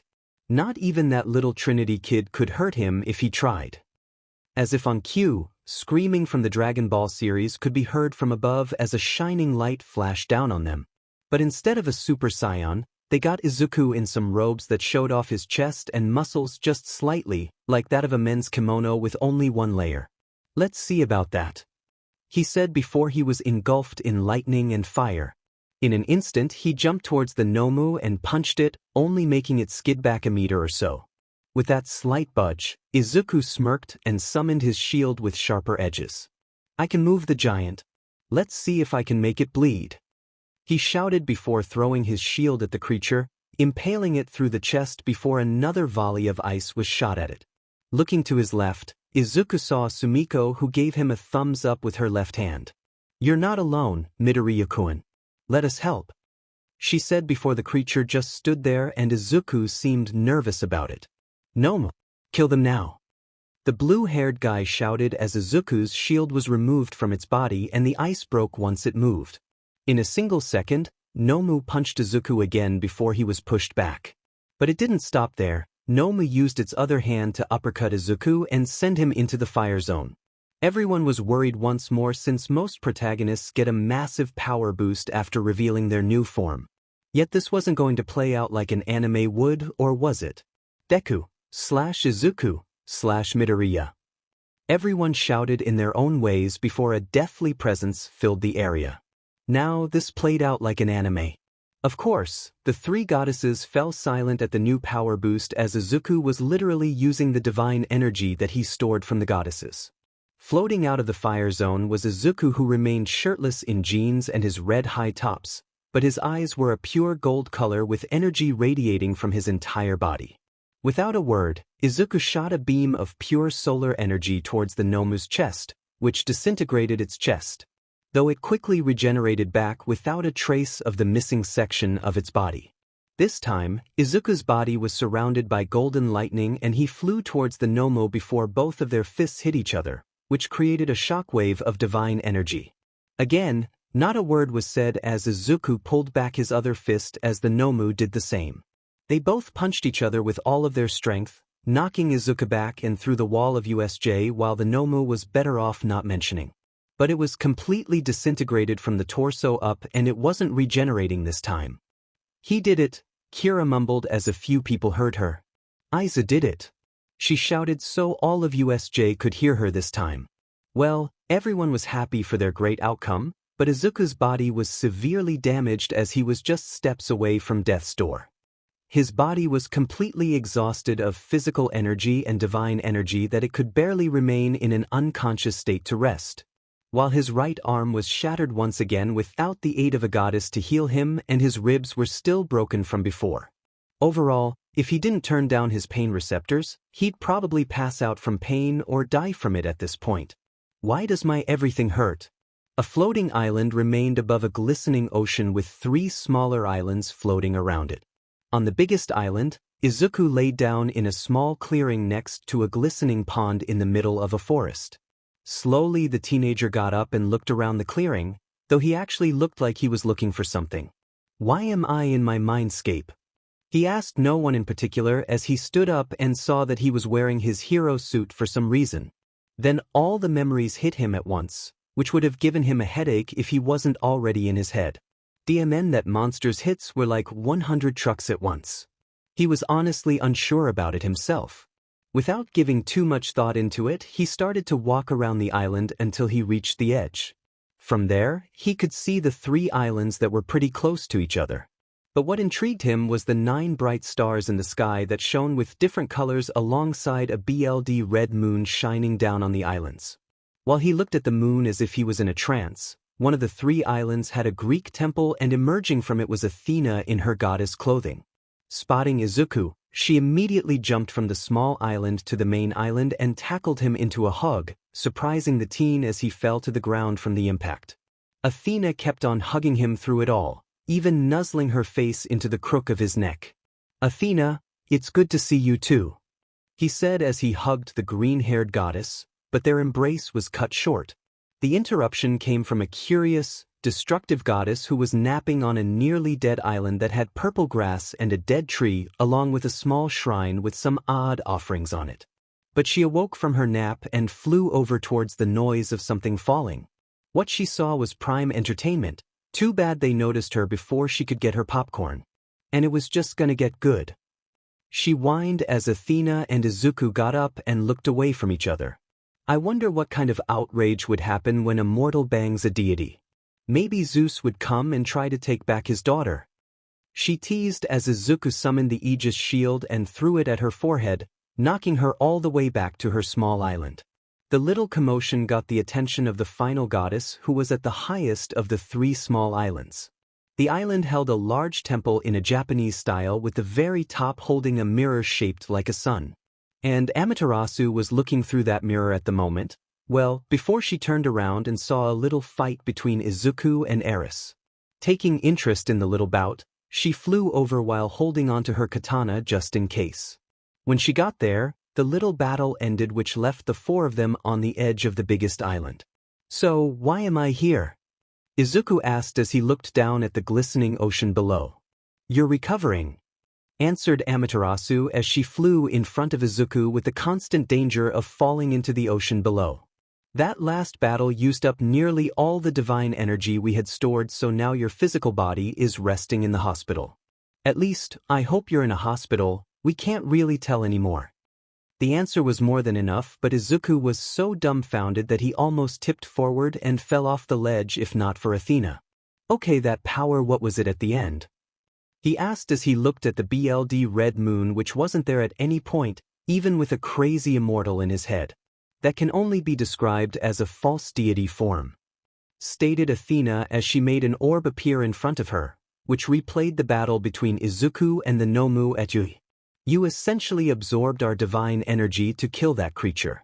But I doubt you'd be able to reach that form again, since you were barely able to after literally being seconds away from death and set off more than the 3 goddesses of vengeance after they were all rejected by Apollo." The joke made both Eris and Athena laugh, while Amaterasu joined Izuku in the "I don't get it" club. Despite that, Izuku continued to look around his mindscape, discerning all the changes since he was last there. Luckily, Amaterasu took notice of it while Eris and Athena started to talk/argue with each other. The BLD moon is quite an odd addition. Eris used it to store the energy from your combos, which makes it get shine brighter," she said before she pointed at the 9 brightest stars in the eternal night sky. "Those stars represent one for all and all its wielders. Starting with that bright, white one to your electric green star. Though yours seems to be getting brighter, the gold one for All Might is slowly fading away." Taking more interest into the new world he was in, Izuku looked over the temples and the shrine that the smaller islands held. Looking closer, he could see the Aegis shield, his divine quiver, and his wooden longbow all placed inside of Athena's temple. While there was also 2 orbs on that island, one that showed his resting body and another that looked like it held a world of pure weapons that he had yet to use. On Eris's island, there was the Minotaur axe just stuck into the ground and the Cerberus gun hanging by its trigger on a basically dead tree branch.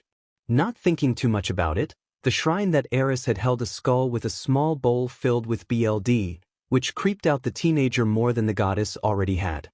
Finally, Amaterasu's island housed a temple that she could easily use to sleep in, and the mirror at the very top peered into the physical world during the day. While there didn't seem to be anything else that stood out since Izuku barely tapped into Amaterasu's power, and even then, he had yet to use his solar manipulation to the fullest. According to the sun goddess anyway. Before he could divulge into the world of his mind anymore, he could feel a pull from something in the physical world. Standing up, he looked at the arguing goddesses and the brown-haired beauty whose hand was on his shoulder. "Well, looks like it's time for me to wake up," he said before the other two goddesses looked at him with some worry. Yet that didn't stop him as he leaned forward and dived off the edge of the island, dispersing into dust as he was brought to the land of the living. Opening his eyes once more, Izuku saw a very fuzzy white ceiling and felt pain coursing throughout his body, like his blood was replaced with sulfuric acid that was just burning his body from the inside out. Regretting literally everything, he got up and looked around the hospital room he was now in. There were complicated machines that were attached to him and presumably stabilizing him, a few chairs around the room, a bathroom, and a window. Looking out the window, he could see that the sun was barely rising over the horizon, and yet some people were still awake and running around the streets. Whether they were heroes or villains was still a bit unclear though. "Then if that thing is still alive, I'm making it go through hell for leaving me like this," Izuku thought as he pushed himself to sit on the edge of his hospital bed.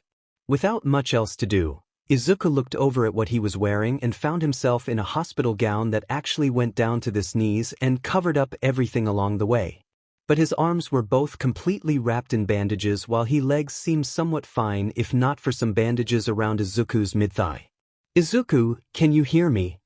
"I can hear you just fine, Athena," he responded as his vision was still blurry and he couldn't discern what the machines displayed. "Good. Well then, we'll try to heal you as much as possible, but you'll feel some pain for the rest of the day. Just try to stay out of a fight." "Alright. Thank you," he said before standing up, but he almost fell back onto the bed if not for his inhuman reflexes. Trying again, he kept one hand on the bed for support since he couldn't feel his legs too well, or any part of his body for that matter. After shuffling around his hospital bed, Izuku found a clipboard attached to the bed with all his information.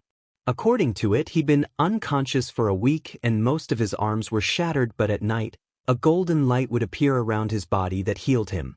Of course, the doctors wanted to look into it more, but they simply wrote down as a side effect of his quirk. Thankfully, at the very end of the page, it said that UA covered his hospital bills already. "That makes me feel a little bit better," he said absent-mindedly as the door creaked open to reveal a brunette woman with an average body at least, but her palms had a red cross on them which seemed to catch most of Izuku's attention.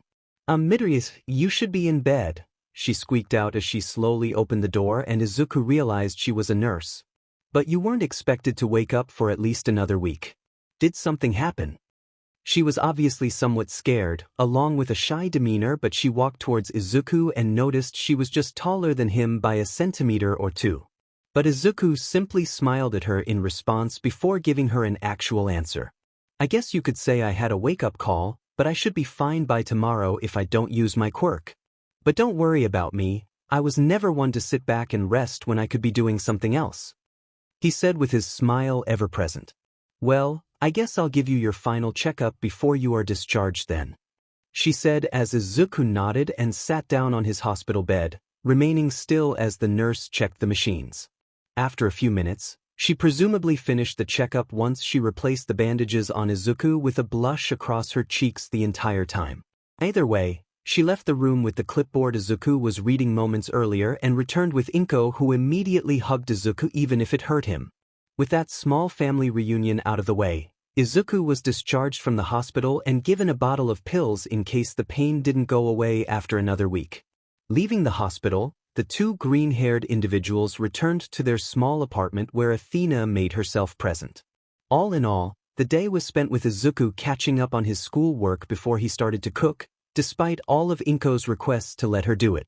But of course, there was something to ruin the peace after the makeshift family ate lunch. The doorbell rang and 𝐾𝐮𝐭𝐡𝐨𝐫 went to open it, only to see a very skinny man who looked like a skin suit on a skeleton. "Midoriya-san, may I speak with you on behalf of UA?" he asked before she hesitantly nodded, letting him into the small apartment where the smell of food was still in the air. Once he got in, he went towards the couch as Athena dragged Izuku out of his room to see their visitor. I see you two are still getting along well. He joked as Athena literally threw Izuku into the wall, making a slight crack that Athena fixed with her powers. Sensei, what are you doing here? Izuku asked as he stood up and stood in front of the television, across from the skeleton man known as All Might. I came to talk to both you and Midoriya-san over there, he said before 𝐴𝐻𝐿 walked over and sat on a chair. Well, as you know, the USJ incident caused quite the disturbance in the media and endangered the trust between the civilians and UA. So, to ensure the students' safety, we'll be moving them into the Heights Alliance, which is our dormitories that were built over this last week. Can young Izuku be put into our care, Midoriya-san? He asked as he got on the floor and bowed down to her. No. She simply replied as it took everyone else in the room and Izuku's had a moment to process what just happened. All Might asked, getting up from the floor. Because he got too injured just fighting on his own. I don't want to see what would happen if I can't see him after all that, she said with a lone tear streaming down her face. If he's with UA then I won't be able to see him and I don't know when will be the last time I can see him, so I want to spend as much time as I can before one of us is gone. At this point, she was crying and Izuku had to hold back the tears while All Might looked at her in understanding before he placed his hand on her shoulder. He'll be safe. We weren't cautious enough at USJ and he saved everyone's lives. Although I can't guarantee that he'll be uninjured, we at UA promise to keep him safe until he becomes a hero. Looking up, 𝐴𝐻𝐿 could see the completely serious face of the skeleton man who tried to comfort her. But then, Izuku got onto his knees and hugged her, making a moment of pure emotion and silence in the apartment. Cousin, I'll be okay. I always dreamed of being a hero and this is the next step, but I'll make sure to call every night and visit on the weekends, he said, still holding 𝐴𝐻𝐿 in a loving embrace. Yet she stopped hugging her son and looked him in the eyes, some tears still falling down her face. Izuku, I don't know what I'd do without you. After your father ran away, I thought I lost everything, she exclaimed as Izuku shed one of his own tears. Promise you'll be safe. If you don't call, I'm going to UA and bringing you back home. I promise, 𝐻𝐿-san, he said before the two remembered that All Might was watching the entire thing. Getting back up, the two family members nodded at him. Good, get your things packed and head over to school tomorrow to get your dorm assigned. I have to go speak with some other families. Goodbye, Midoriya. And with that he left. Then Athena found herself hugging Izuku in jealousy as the other two green-haired people laughed at her gesture. But soon enough, Izuku found himself packing everything he needed that wasn't going to make him stick out like a sore thumb since Athena made him get rid of most of his fanboy stuff. Time skip brought to you by Jealous Goddesses. The next day, Izuku hugged 𝐴𝐻𝐿 goodbye as he left their apartment and took the train to UA. Along the way, he saw Kira, Mira, and Tempe already talking to each other with their own luggage, so he decided to join them in their conversation despite the guys who looked at him with jealousy and the angry voice in his head. Once they finally made it to their stop, they saw a few members from both Class 1A and 1B, but even better, they were the ones that were fun to be around. So they all talked about the USJ incident while walking towards their dorms, which were separated by classes, so Tempe had to leave to go to 1C before the two other classes split up to get to their dorms, which were right next to each other. Looks like I'll be able to spend some time with Tempe and maybe train with Mira once in a while, thought Izuku as he walked into the dormitory behind the rest of his class. The dorm lounge was quite normal, yet most of the class seemed to be amazed by it while Izuku found a directory. Guys are on the second floor and girls and on the third floor, he said aloud, which deflated the dreams of a certain pervert. Either way, everyone brushed off Minoru's reaction and went to their assigned dorm where they started to decorate their dorm room. Once Izuku was done, his dorm room seemed to be a bit remodeled as he made the windows for his dorm into screen doors for a balcony. While most of the interior stayed the same besides for the small microwave and mini fridge he got installed, but of course, he had his computer set up for all his research needs along with Athena's crystal orb and Amaterasu's mirror that peered over the world. Nothing too interesting to look at, but it'll have to work, he said as Eris found herself sleeping on his bed. Amaterasu was on the balcony and Athena was drinking a cup of tea. By the way, is there a kitchen? I'm starving. On cue, Izuku's stomach growled, which the two goddesses that were awake found funny, while the sleeping one woke up from the sudden sound. "I believe it's on the first floor," answered Athena before Izuku walked out of his room and straight to the kitchen. Already there, the guys were watching TV and the girls were nowhere to be found, so Izuku found the kitchen instead and started making himself some dumplings. Halfway through the first batch, he could hear people walking down the hall, so he poked his head out of the kitchen to see all the girls talking to each other. Staying unnoticed, Izuku went back into the kitchen to make more food. Those goddesses don't know what a full belly is. "Hey, we should do something more fun. Maybe we could check out everyone's rooms," suggested Bnha excitedly as the girls walked over to the guys who were still watching TV. "What about you guys? You want to check out everyone's room?" she asked as perverted thoughts and mumbles started to fill the room until a wonderful aroma started to come from the kitchen and overwhelm it. "What's that smell?" Denki asked as he turned around from the couch and saw Izuku in the kitchen. Hearing the simple question, Izuku turned around with a plate of about 70 dumplings in his hands and a few smaller plates on the counter. "Don't even think about it. I made these and you'll have to make your own food," he shouted before Eris, Amaterasu, and Athena came down the stairs in that order and took 2 plates of dumplings upstairs. "Also, don't think about going into my room without my permission." The one sentence made everyone shiver in fear of the teen as he walked up the stairs with a platter of dumplings in his hands. No one should take anyone like that seriously. Taking his advice, everyone returned to their normal selves and continued to talk throughout the night. "I need to watch more anime." The next morning, Izuku woke up with 2 beauties at his side and another on top of him and nuzzling her face into his chest. But instead of him trying to wake any of them up, the brunette on his left woke up shortly after he did and went to the balcony to admire the sunrise. Then, he waited for the green-haired war maiden sleeping on top of him to wake up, since the crazy one on his right wouldn't wake up until some food was ready. A few minutes later, Athena woke up and allowed Izuku to get out of bed to take a shower without making someone mad. So, Izuku went through his normal routine and got dressed in his school uniform before calling Inko to tell her that he was okay. Once that was out of the way, he forced Eris into his mindscape before he went with the other 2 goddesses to Yue's cafeteria for breakfast. They ordered about 3 full-course meals each, except Izuku, who went with an English-style breakfast, which made the 2 goddesses seem a bit out of place considering that every other student barely took 1 meal for themselves. Sitting down at a table, the 3 people let Eris go get her own food since she'd eat twice as much as the other 2. "So are there any irregularities in my body?" Izuku asked to break the silence at their table. "What do you mean?" Amaterasu asked in response as she started to eat a bowl of miso soup. "I already know that my arms still aren't fully healed, but there's something off about me. Even in my mindscape, there was something missing." He trailed off as he just played around with his food, mumbling a bit to himself. Athena hummed to herself before a small orb appeared in her hands, showing her Izuku's mindscape that was formed into multiple islands. "It seems your assumptions are correct. In fact, you lost your body function supremacy quirk." "What?" he exclaimed as he slammed his hands down on the table, drawing some attention from the people who were in the cafeteria. A moment later, the attention seemed to go away as Izuku sat back down and looked at Athena, who sat across from him. "Your false deity form seemed to need more than divine energy. Since we were healing you throughout that fight, your quirk was reverted back into energy to help manifest the form," answered Athena before she started to eat some bacon. "It'd be best to only use that form when you need it.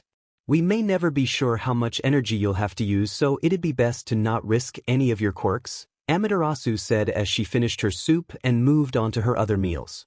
At the same time, Eris sat down next to Izuku and immediately started to devour her 10 plates of food, gaining looks of disgust from some UA students. Once the 3 goddesses finished eating, Izuku moved them into his mindscape as some of his classmates sat down with him. On his immediate left was Sumiko Todoroki, who was just a few centimeters shorter than him, while Momo Yaoyorozu was on his immediate right. The 2 had a fairly sized breakfast as Kira Masubi, Mina Ishido, Denki Kaminari, Fumikage Tokoyamo, Eijiro Kirishima, and Rikido Sato all sat down at the same table. Most of them were busy eating, But Izuku decided to break the silence once more. "So, how did checking out rooms go?" he asked as the guys perked up at the topic, especially Denki. "They only checked out our rooms, not even a peek into theirs. But 𝐴𝐵 won them over with cake," he said, slightly grumbling before 𝐀𝐮𝐭𝐡𝐨𝐫 sat down next to him, making him shut up. "What? The cake was good," Bnha complained as she pointed her fork at Denki, but redirected it at Izuku. "But what about your room? You locked the door and wouldn't answer it." Quickly averting eye contact, Izuku went back to finishing the last of his food instead of answering. "Izuku-kun, were you up to something naughty?" Kira asked with a sing-song voice but was threatening him to speak at the same time. It was nothing. I swear I was just sleeping," he answered, shaking in his seat. Kira merely pouted in response before tapping him on the nose with a boop. "I'm going to get to class, I'll see you all there." Getting up, he had to step over Sumiko, brushing against her slightly, but he ignored it as he set his dish into a small pile with other dishes. And with that, he went to class 1A, walking past a few other students who eyed him with curiosity, especially some of the female students as they went to their respective classes. After an hour of meditating, Izuku was joined by his classmates and teacher in class 1A, all of which were perfectly healthy since the USJ attack.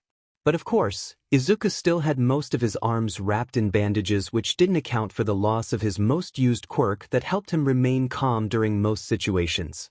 The lack of the quirk even showed when he started to pick up a fragment of his stuttering habit earlier.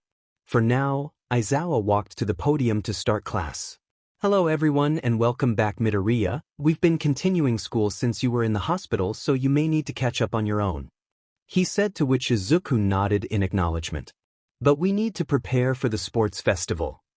Immediately, everyone except Sumiko and Izuku started to cheer in excitement at the mention of the festival. "Yahoo! Let's have some fun," shouted Mina louder than anyone else in the class. "Quiet down," Aizawa said sternly as Midnight walked into the room. "Hey," she said as she walked into the classroom. "Seems you're all excited about the sports festival. But we're going to have a few events throughout next week, and after I tell you that, you all get to decide on hero names," she said excitedly before everyone cheered again. Apparently, there were 5 events in total, all taking up next week's classes. On Monday, every class would hold an event while parents and other students come to visit them. Eventually, each class is scored and the best class gets a small wish to do something for their dorm. On Tuesday, there would be a singing contest for the entertainment department while they can have some other students to help them. The prize of the contest was the opportunity to get a temporary license to release their songs, which all of the entertainment department wanted. Wednesday would be full of students using their quirks to put on shows, which was more or less a large-scale talent show. This time, the prize was 100,000 yen, since there wasn't really a theme and anyone could fight for it. Thursday is for the students to relax as they can explore all the stands outside of the huge stadium where the next event would be held. But to add some excitement, some heroes will be showing off their quirks in that very same stadium. Finally, Friday was for the actual sports festival for the first-year students, allowing them to show off their quirks and compete for shiny medals that don't actually have value unless they were sold. As for the hero names, everyone went with something cute or cool that was pretty easier to remember, though Yuga's name was a bit disturbing. But Izuku just went with Trinity for now, since he was told he could change it at any time, though it'd be a bit harder once he got his license. Left with new names and an idea for what's about to come, Class 1A was now given a free PRD since Aizawa was going to take a nap. Taking advantage of the free time, Izuku walked up to the front of the class and slammed his hands down on the podium to get everyone's attention. "Listen up," he shouted, which caught everyone by surprise, and Minoru got caught looking up Sumiko's skirt again, so he was frozen on his seat. "We have to get ready for next week as quickly as possible since we should join a club and get a routine for the contest too. So, anyone got an idea for what our class should do?" he asked as Momo walked up to help him as his vice president. Using his phone to make the list, Izuku saw Minoru's hand go up first, so he got to say his suggestion first while Momo held a throwing knife. "Let's have a maid cafe," he shouted before Momo's throwing knife sliced off all his hair before it grew back. Regretfully, Izuku added it to the list as a few more hands went up. How about we have a party? Mina and Kyoka exclaimed at the same time before high-fiving each other. Okay, but I'm not exactly sure how'd that get us the grand prize, Izuku mumbled as he put it on the list. Can we just have a tea room? It'd be somewhere quiet where everyone could relax, suggested Koji timidly. Another thing on the list which Izuku seemed to like more than the idea of everyone having a party. We could always do a play, it would get us a win, suggested Yuga as Izuku put it down, but it started to sparkle until Izuku realized Momo pranked him with a little bit of glitter on his phone. With a few giggles from Momo and the other girls, Izuku took the last suggestion. How about a cooking competition? Everyone can have some of our food and join in too, suggested Rikido as the girls all supported it, and then Athena appeared out of nowhere with a sign that said, Izuku's the best cook. Finishing that up, Momo leaned over and whispered into Izuku's ear for her suggestion. Why don't we just have a small restaurant? We may not win, but we can use some of the money to improve our dorm anyway, she whispered as Izuku gave her a thumbs up and put it on the list. A few minutes later, everyone got to vote on the one they wanted the most, excluding the goddesses who wanted more food. Now that everyone has voted, we're having a. Izuku trailed off as he looked at the class before smiling. Well, it's tied for the cooking competition and restaurant. So I guess we'll just have the restaurant with our own food. Once he said that, everyone cheered before the bell rung for the next class, and Midnight came in with a blue-haired girl walking behind her. The girl grabbed Izuku's shoulder and dragged him out of the room without a word before closing the door as Midnight started class. Izuku Midoriya, right? She asked as she realized he was taller than her, so the whole intimidation factor wasn't going to come into play. That's me, what can I do for you? He asked politely with some slight agitation evident on his face. We of the student council have taken an interest in you and your quirks, so would you like to join us? She said with a bright smile and her hands on her hips.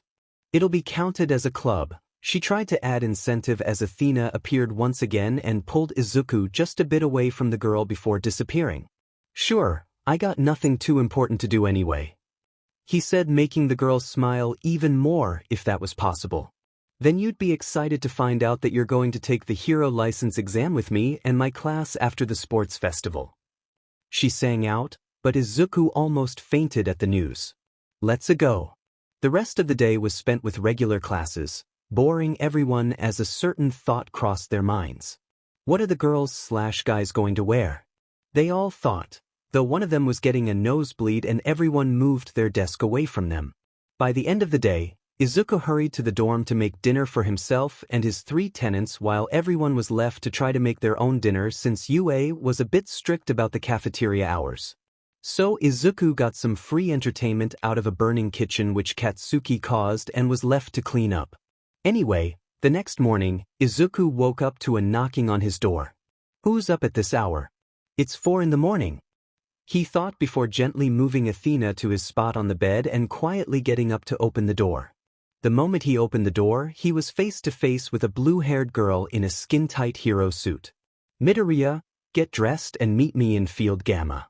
You're getting tested for the student council and you'll be exempt from classes for today, she said before running through the halls to presumably Field Gamma. If this happens again, I'm letting Eris have some fun time with her, he said before getting dressed in a brown leather jacket, dark blue jeans, and a teal shirt along with his normal red high tops. Leaving the 3 goddesses in his bed, Izuku grabbed a piece of toast and started to run towards Field Gamma. Along the way, he saw some blonde guy who disappeared the moment Izuku looked away. Not bothering to think about it too much, he tried to activate One for All, but he immediately felt a small strain on his body, so he stopped using the quirk. Arriving at Field Gamma, Izuku saw a mess of pipes and factory buildings that seemed more like a maze than a training ground. This is pretty cool. If I knew I wouldn't get lost, he said absent-mindedly as stopped at the entrance. At that entrance were 5 other students, all in their hero costumes. There was the blue-haired girl, a taller blonde guy with a very simple face, a navy blue-haired guy who was leaning against the wall, a black-haired girl with galaxies for eyes, and a brown-haired guy who was messing with his watch. Oh, you're here. Well, we might as well introduce ourselves. I'm 𝐀𝐮𝐭𝐡𝐨𝐫 and I'm the president of the student council. The blue-haired girl said excitedly. She currently wore a skin-tight suit with odd, spiraling gauntlets on both arms. Finishing off the outfit, she had on a pair of spiral-like horns which were made of something. Honestly, it looked like an extension of her hair, but Izuku could have sworn it was just a headband. Hello. I'm Mirio Togata and I'm the chairman. The tall blonde guy said, showing only happiness as Izuku couldn't discern anything else. But his outfit was themed on something as he wore some silver and blue armor with 1 million in gold on his chest, but just for added effect, he had on a long, red cape. Hey, I'm Tamaki Amajiki. I'm just here because those two wouldn't leave me be. The black-haired guy said a bit awkwardly before pointing at 𝐻𝐼 and Mirio. But he wore a white hooded cape on top of dark body armor and a purple carrier vest, but he also held a purple mask that looked like it went over his eyes. Yo, I'm Tara Takahashi. I'm your vice president, so you better respect me. The black-haired girl said childishly, but more like she was seeking attention than anything. Going with that attitude, she wore a black bodysuit with diamond-shaped holes over her joints and cleavage that seemed more decorative than anything. Topping off the sleek outfit, she had a classic utility belt and a black max that accentuated her eyes that literally showed off galaxies. And I'm 𝐻𝐼𝐸𝐾𝐻𝐵. I'm supposed to be the treasurer, but keep your hands off my tech and we'll get along fine. The brown-haired guy said as his watch showed a hologram of Field Gamma. He was wearing an unzipped vest that was stuffed full of different items while he wore a green shirt and some cargo briefs with it. Though his combat boots seemed a bit lazily put on with the outfit. So I'm supposed to go through an initiation or something, right? Izuku asked as all of them nodded. With a little bounce in her step, 𝐻𝐼 walked up to him and started to touch random parts of his body, observing him. I don't see how this helps with a quirk. Isn't this just normal clothing? She asked before Mira extended her hand and a hand entirely made of white light appeared to pull 𝐻𝐼 away. Come on, I was just asking him a few questions. She whined to the black-haired girl. Actually, it's just a placeholder. I can usually fight in anything, but my quirk is a bit special and allows me to get a hero suit whenever I need to. He answered her question before walking into the maze of pipes. So, what's this test? You'll be fighting me and Takahashi. If you can beat us in 5 minutes, you'll be the new member of the student council, said the brown-haired guy who put on a pair of glasses. It'll be a simple fight and you can use any of your techniques, but once someone gets too injured, we'll stop the fight. Taking note of what Tara had just said, Izuku looked toward the maze of pipes once again. I'll get a head start then, he said before a veil of lighting appeared around him and he ran into the field. With Izuku quickly getting out of sight, Tara and 𝐻𝐼 headed into the field together while the other 3 council members headed into the field surveillance room. Tara and 𝐻𝐼 ran to the center of the field before the former used her quirk to make a dome of light around the field. 𝐻𝐼 remained quiet as he used his watch to display a hologram of the entire area, but another tap on the watch sent a pulse of sorts out, marking all life forms in the area, including Izuku. Looking at the map, he wasn't too far, but each pulse saw him just circling around the field, slowly closing in on the center. Though the strategy would work great in a group of people, Izuku was alone and it was wearing him out steadily without the boost or pure force that could be used with body supremacy. Either he's an idiot and trying to draw us out or he has a plan, stated 𝐻𝐼 as he continued to watch his hologram map. Let's not underestimate him, he did kill a bioweapon meant to destroy All Might. At that same moment, a gunshot was heard and a volley of 3 bullets nicked 𝐻𝐼's watch, destroying the hologram map. Okay, I get your point now. But where did he get a gun? 𝐻𝐼 asked as he put his broken watch into one of the pockets of his combat vest. Looking around, the 2 council members couldn't see anything moving, even when Tara threw ball of light to try to illuminate the area. Well, Izuku was hiding in a cluster of pipes, so that made sense. At the moment, he had his Cerberus gun drawn and nothing else, be it a lack of accuracy with shield throws or the new inability to lift his Minotaur axe without using one for all. Staying silent, he pressed his hand on the ground before 3 bloodhounds appeared, each made of molten lava yet didn't melt anything. With a wave of Izuku's hand, the hounds separated and started to circle the center while one of them went straight for it. Using this as a distraction, Izuku put away his gun and used one for all to get up and above the cluster of pipes, so he got a clear view and a straight path to strike his opponents. But Terra and 𝐻𝐿 weren't so organized. They saw the two hounds that split up to circle around them first, so they started to shoot them with beams of light and a high-precision pistol, respectively. They barely hurt both the hounds before their targets disappeared in the maze of a factory, but this gave the last hellhound the perfect opportunity as it jumped onto the platform they were on and bit Terra's right arm, burning away her sleeve and then throwing her into the cluster of pipes. "Alright, show yourself. You got 2 minutes left now." 𝐻𝐿 shouted as he shot the poor dog right in the head, making it turn into dust. And that taunt lost 𝐻𝐿 the match as Izuku used one for all, full cowl 5% to jump towards him and punch him right in the face, making him fly into the cluster as well. "I think I went too far with that," he said while scratching the back of his head. "Hey, 𝐬𝗱𝗧𝗟𝗘. Get one of these two and bring them out of field gamma." Responding to that command, the two hellhounds that were hiding came out and picked up one of the two council members before walking out with them on their backs. As for Izuku, he stopped using one for all and immediately dropped to his knee, feeling the strain on his body, surprising the three that were watching the entire match. A few minutes later, Izuku met up with the other three council members while his hounds took the injured two to the infirmary. "So, what did you think?" he asked a bit nervously, not even looking them in the eyes and looking toward the rising sun. "What do I think? I think that was so cool. You have to tell me how you did that stuff. Don't worry about classes, I got you pulled out of all of them so we could talk." 𝐻𝐿 said excitedly as she tried to see how Izuku's quirks worked, touching his body in the process which made him flinch nearly every time. 𝐻𝐿, leave the new guy alone.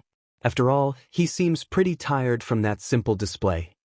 The blonde guy said as 𝐻𝐿 pouted and stepped back, eyeing Izuku's hero suit this time. "But why were you so tired after that? Your quirk has at least been maintained since you started 𝐻𝐿, right?" The question made Izuku a bit nervous as he heard yelling and stomachs growling through a mental link that he closed right after hearing that. "About that, I guess you can say I have 3 goddesses that supply me power in the form of quirks and divine energy," he said, already losing Tamaki, but interesting the other two. "Well, these goddesses have given me quirks when I need them since they use the divine energy that's stored in my body. And this divine energy is given to me in a steady flow, so I can't just get quirks all the time because I need it for them to heal my body after and during fights." "Then why are you so tired? They should at least be able to help you with stamina since it is another form of energy," concluded 𝐻𝐿 as Izuku looked toward the dorm then back at them. "Besides the fact that they're usually sleeping or eating, I need divine energy to use my quirks since they aren't technically a part of my body like everyone else. But during the USJ incident, I had to defeat a villain called Nomu using a form they called false deity. That explains why the police could only find the bottom half of the Nomu and they could barely believe it if not for some surveillance cameras," said 𝐻𝐿 once again as she put her chin on top of Izuku's head, propelling herself up using a small bit of her quirk. "What did it cost you to use that form?" "All the divine energy I had after about 3 or so battles, the last one against a mob of villains. But I didn't have enough and the remainder I needed for that form was taken in the form of one of my quirks," he said, now looking at the ground before looking at his hands that were shaking from the memory. "That was my body supremacy quirk which allowed me to control all the functions of my body. Now that I lost it, the healing process is taking a bit more time and I can't use my other quirks as much without straining myself. Thank you for the explanation. Maybe we can help you train now that you're part of the student council," 𝐒𝐿 said with a smile. "Really?" Izuku asked with excitement as 𝐒𝐿 nodded his head. "Thanks. I won't let you down," he said before remembering the person whose head was on top of his own. "Now, your first duty as part of the student council is to give me a piggyback ride back to the council room," 𝐻𝐿 said as Izuku secured her on his back and walked alongside 𝐒𝐿 and Tamaki, the latter of which seemed as awkward as can be. For the rest of the day, the group had been going around classes and introducing themselves, but also writing the names of who wanted to participate in the sports festival. That list was nearly all of the first-year students. Even 𝐻𝐿 lost her excitement for it after the first few classes. Though Izuku got a look at his competition, he didn't know anything about them and Tempe hugged him the moment he stepped into her classroom. Time skip to next week brought to you by 𝐻𝐿 asking Izuku countless questions. Monday morning was hectic. First, everyone was rushing to get ready before the festival started. Second, Momo was making last-minute clothes for the restaurant for an appealing look. Third, Izuku was nowhere to be found and the kitchen was on fire because of Eris.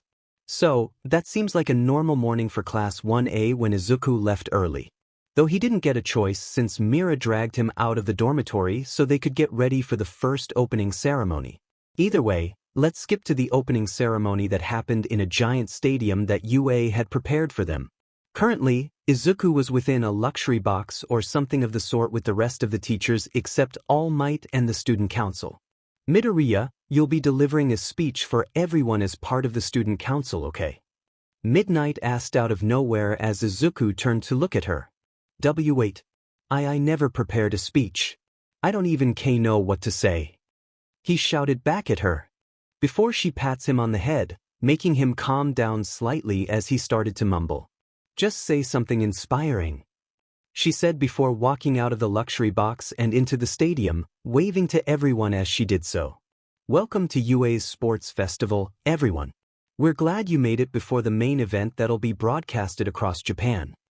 The crowd cheered at the announcement, yet it happened every year so that even Izuku say it when he was little. Now, before you go and check out your kids' classes, let's take a word from Izuku Midoriya, the hero of USA and new student council member of UA. At the moment, Izuku was pushed out of the luxury box by 𝐻𝐿 and Terra, who both had cheeky grins on their faces.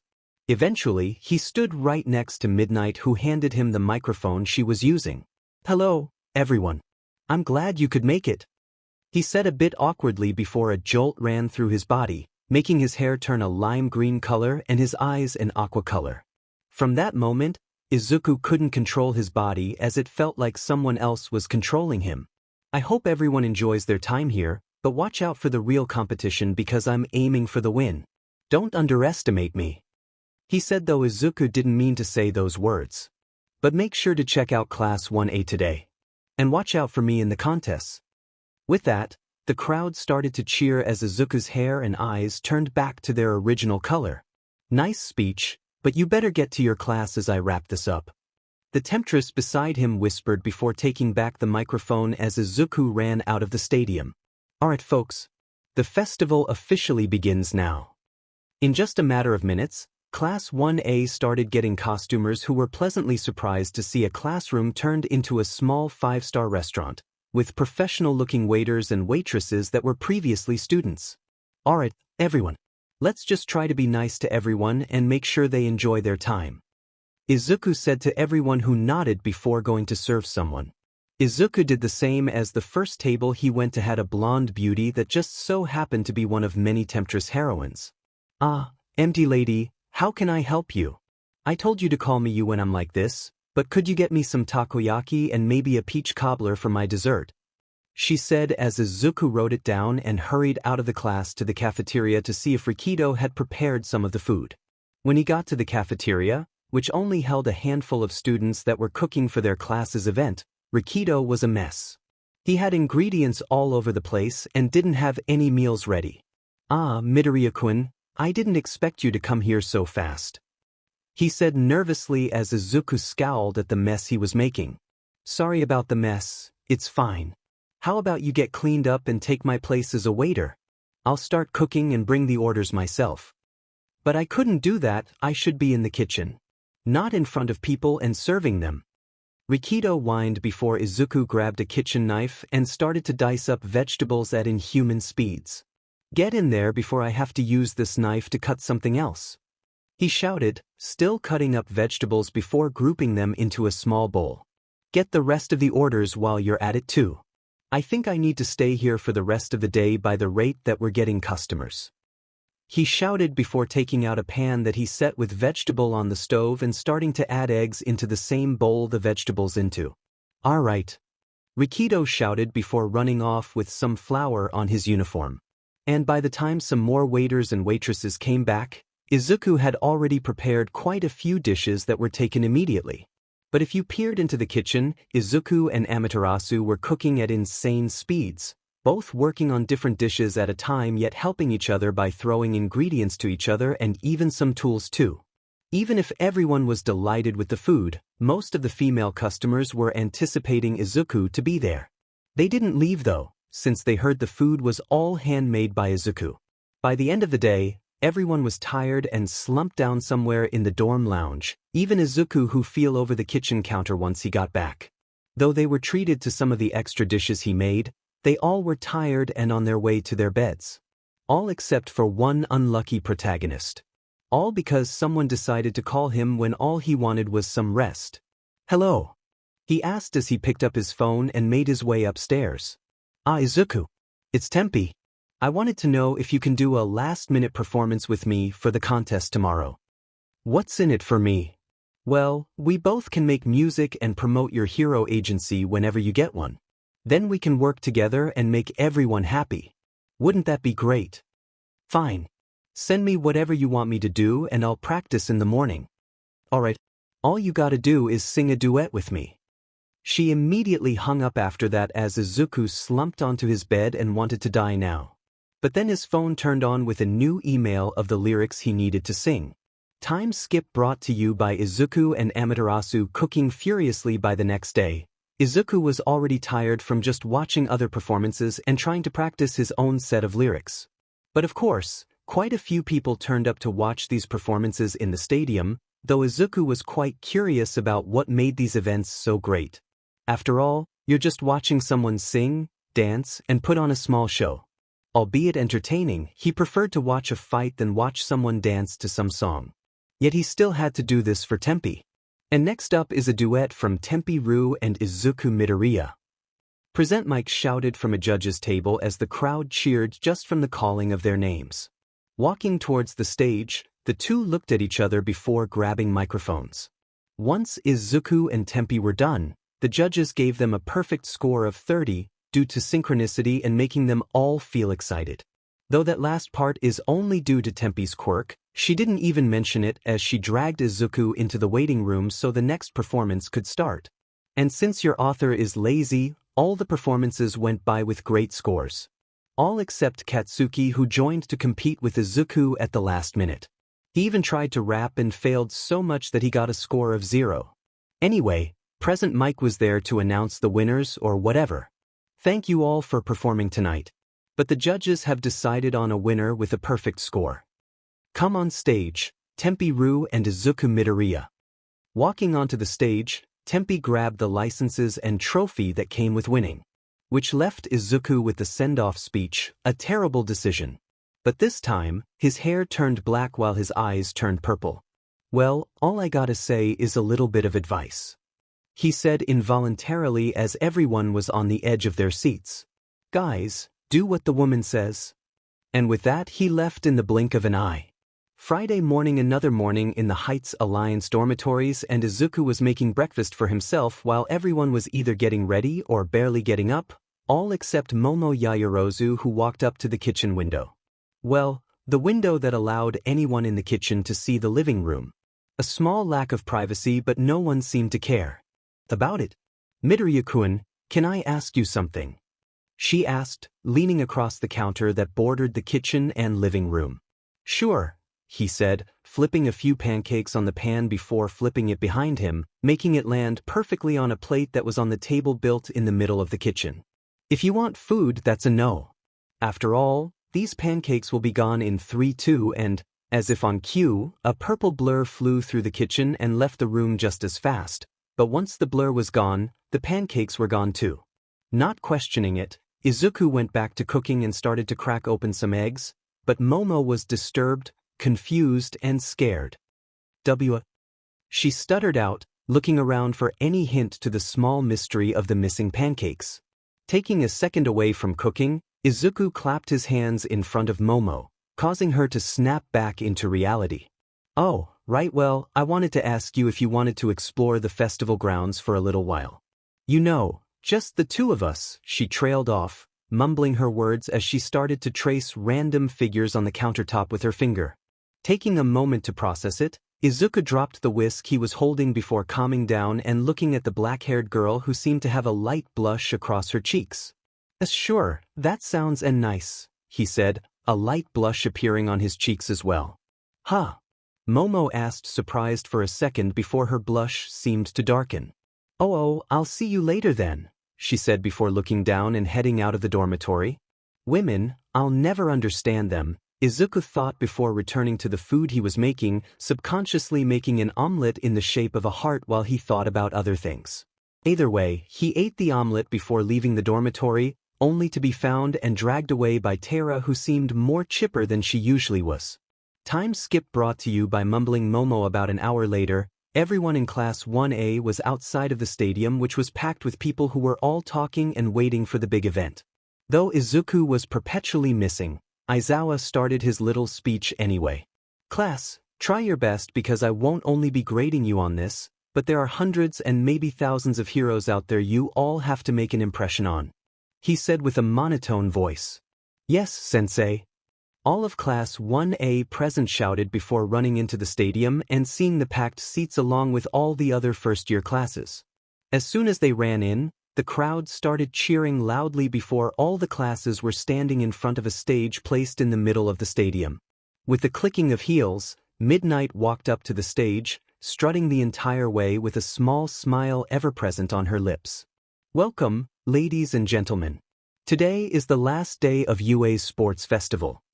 She shouted with a mic that was set on stage already, but the crowd cheered nonetheless. Today is the competition, and these students will show you what they mean when they want to be heroes. Again the crowd cheered as some of the first years looked around and waved at them.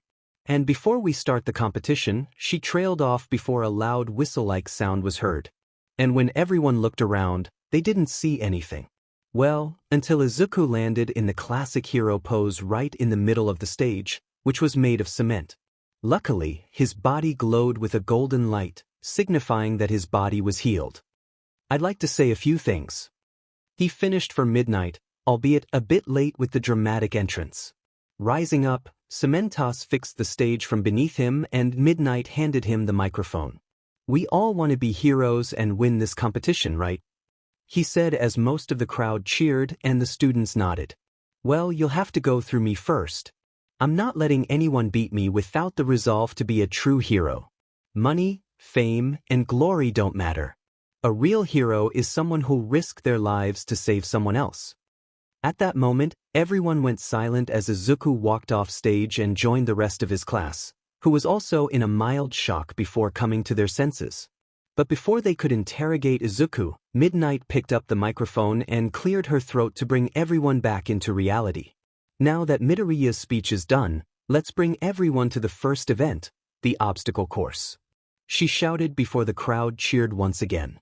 Leaving on that note, everyone left the stadium and took a short bus ride to the beginning of the obstacle course, which was quite big and far away from the stadium, which acted as the finish line. At the starting line, everyone was stretching and directed toward the gate in the entrance. But when you looked toward the back of the group, some smarter competitors took another approach with their quirk. These people included Sumiko Todoroki, Momo Yaoyorozu, Achiko Uraraka, and Katsuki Bakugo. But the messy-haired teenager that wasn't getting ready was conversing with the voices in his head. Any strategies? He thought. Fly over the entrance with the boots of Hermes, said Athena telepathically, making Izuku mentally facepalm due to forgetting all about the boots of Hermes, also his bow and divine quiver. How did I forget about this? He thought rhetorically before walking to the back of the crowd. Once he was there, he clicked his heels together 3 times before winged boots replaced his red high tops. All right, Amaterasu, I trust that I'll be able to speed myself up with your help, right? Sure, but don't use your solar manipulation to attack anyone. We need as many hidden cards as possible, so hide the combos and your other weapons beside the Aegis shield, she said telepathically as Izuku nodded slightly and crouched down. Right? He thought before closing his eyes, concentrating the flow of divine energy throughout his body and regulating his energy pool just in case. But during this little time of concentration, other competitors looked at him with a face of curiosity as particles of golden light appeared around him and were drawn into his body. Ignoring that, Aizawa, Present Mic, and 𝐻𝐼𝐼𝐼 made their way into the commentator's box, the latter two of the three more excited than some of the audience watching. Nonetheless, they sucked the jumbotrons to display footage of the obstacle course entrance. Sitting down, Present Mic was on the left, 𝐻𝐼𝐼𝐼 in the middle, and Aizawa was on the right. So, who did you bet money on? Present Mic said as if he was on a talk show or podcast. I put my money on Midoriya. He's already got a huge advantage over everyone else. I don't care. Well, I put my money on him too, but you have to remember, every advantage has an equal disadvantage. Commented 𝐻𝐼𝐼𝐼, who was in her school uniform with a waistcoat instead of the normal blazer. Midoriya-kun may have more quirks, but that also means he needs more training with each of them just to use them all as much as everyone else. We'll see, Aizawa said lazily before yawning into his microphone. Then begin. Present Mic shouted as the gates of the entrance slammed open. As for the contestants, they took a second to realize what had happened before most of them tried to rush through the main gate. Unfortunately, most of them got stuck in it as the smarter contestants went over the entrance. The first of which was Momo, who was creating a long metal pole from her arms to push herself over it. The next was Katsuki, who was propelling himself with explosions and taking the lead very quickly. After him, Sumiko shot herself into the air using a pillar of ice, and Ochako jumped over after making herself weightless. But there was one more person left at the entrance, and that was Izuku Midoriya, who continued to absorb divine energy from the atmosphere. It seems our top contender is giving everyone a bit of a handicap. Any thoughts? Present Mic commented over the speakers this time, allowing everyone from the obstacle course and the stadium to hear him. He's full of surprises, so I guess his plan won't be good until his opponents get a bit ahead of him. Added 𝐻𝐼𝐼𝐼, who had a tablet in front of her and zoomed in on the footage to see Izuku stop absorbing particles. As if on cue, Izuku's body was surrounded in a yellowish-white glow before he jumped up and started flying. Quickly, he passed the few students still near the entrance with ease, but as he got closer he saw the first obstacle, robots. Without much difficulty, Izuku flew around them while dodging whatever they threw his way, but further up, he saw Sumiko surfing on ice and Katsuki blasting through the air and robots simultaneously. Midoriya caught up in less than 30 seconds. Looks like they're going to have to deal with the 0-pointers now. Present Mic announced as Sumiko swung her right arm and created a glacier in the blink of an eye. Whoa, that's an awesome quirk. She just defeated that 0-pointer with a swung of her arm. 𝐻𝐼𝐼𝐼 shouted before the robot started to tip over. Oh, watch out. She shouted instinctively. As it started to fall, everyone tried to run out of the way, but a sudden light yellow glow surrounded the robot and lifted it up. Looking behind then, everyone saw Izuku in midair with his hand outstretched and glowing with the same light. Everyone all right? Izuku shouted as everyone nearby nodded or gave him a thumbs up. I'm sorry, Amaterasu. I need to show them what a true hero should be doing. He thought before flying off again, around the other 0-pointers and above the other contestants.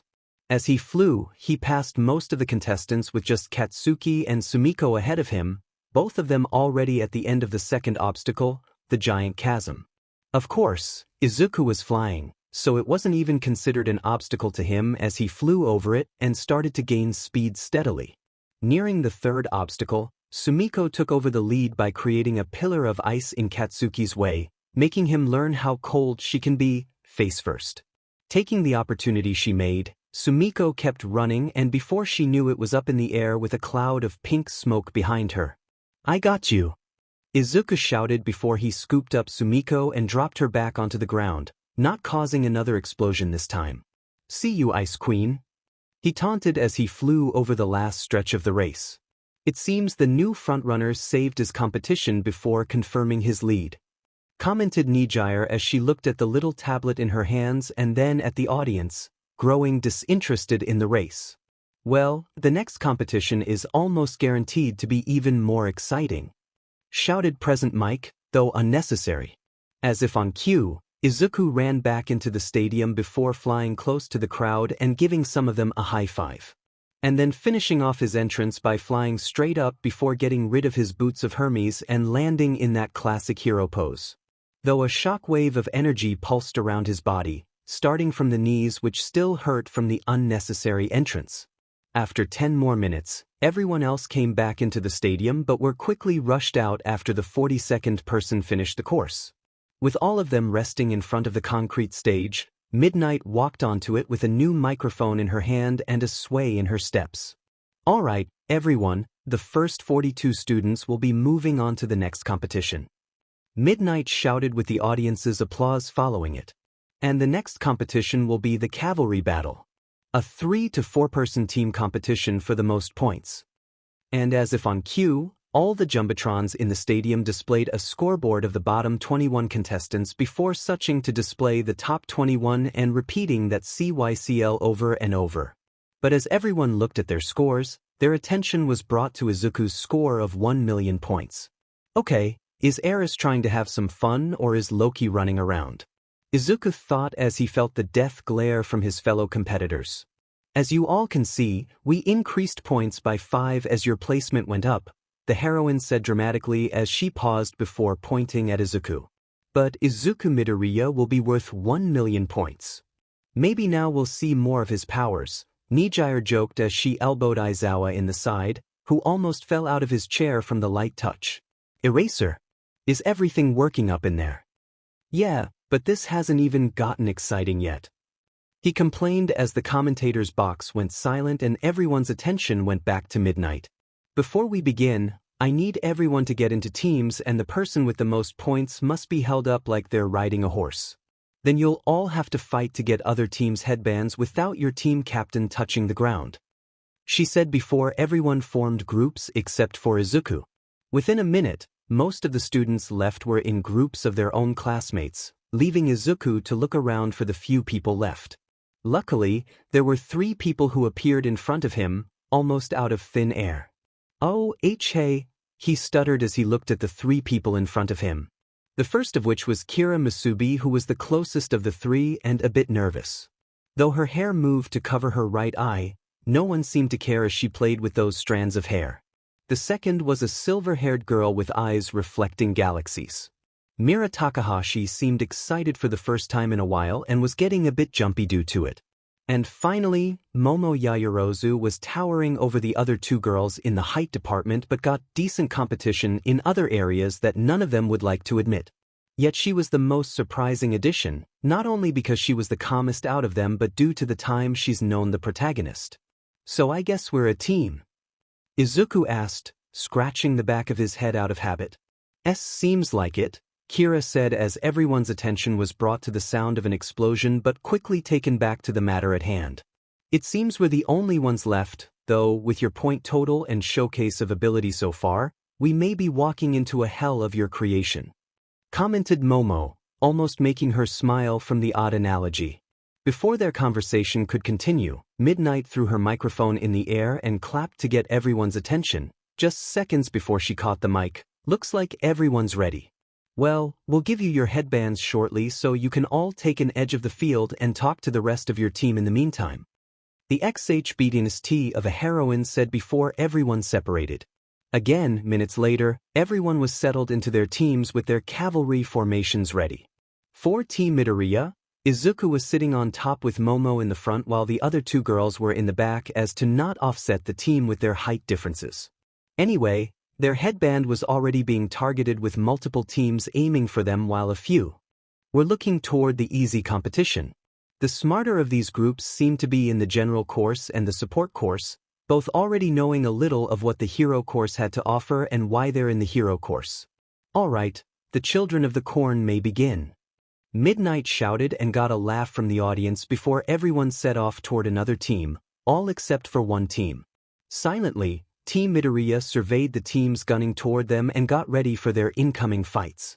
But as the girls had their quirks ready to start working, 3 bloodhounds that were literally on fire appeared from nowhere and each of them started to attack a team. Looking at their leader, the 3 girls could see a vein making its presence visible on Izuku's forehead and concluded that this was his doing. Though they didn't just sit back as Izuku let the dogs have their fun, each of them started to get the team's defenses ready. First, Kira made 3 golems for the team, one in each direction except for behind them, which would be out of the battleground.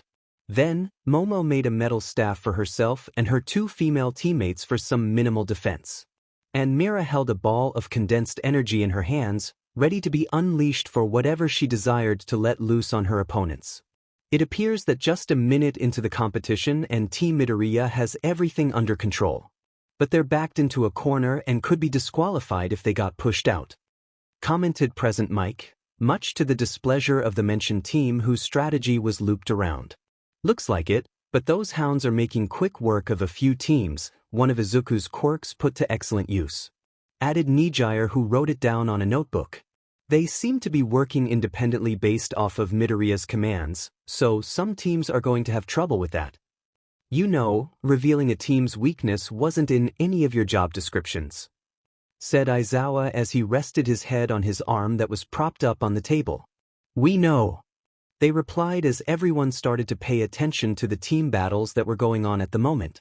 Currently, Team Midoriya has their defense set up and got 3 new headbands from the Hellhounds, all of which were now set on guard duty. But Team Todoroki stopped every opponent in their tracks without even resorting to another team member's quirk. All while Team Bakugo was literally blasting through the competition, already with 2 extra headbands and a battle-ready nuclear warhead amongst them. Unfortunately, Team Bakugo decided to test their might against Team Midoriya as they started to run toward the barricaded team. Getting closer, Katsuki jumped away from his team and flew with explosions propelling him. Yet his team didn't even seem fazed by his actions as they stopped and watched him taking over the battle. Deku, you little bastard! Katsuki shouted as he blasted a cement golem into pieces. But before he could try to attack Team Midoriya, a giant piece of tape pulled him back to his team. Hey Tape Face. I was about to get us an instant win. Bakugo, you were about to get us disqualified. He shouted back as Katsuki gritted his teeth. As for the other team, they were utterly confused by the scene in front of them. With 3 voices in his head, one of them snapped Izuku out of his stupor as he tapped all his teammates on the head. Alright, time to go on the offensive. Push them back.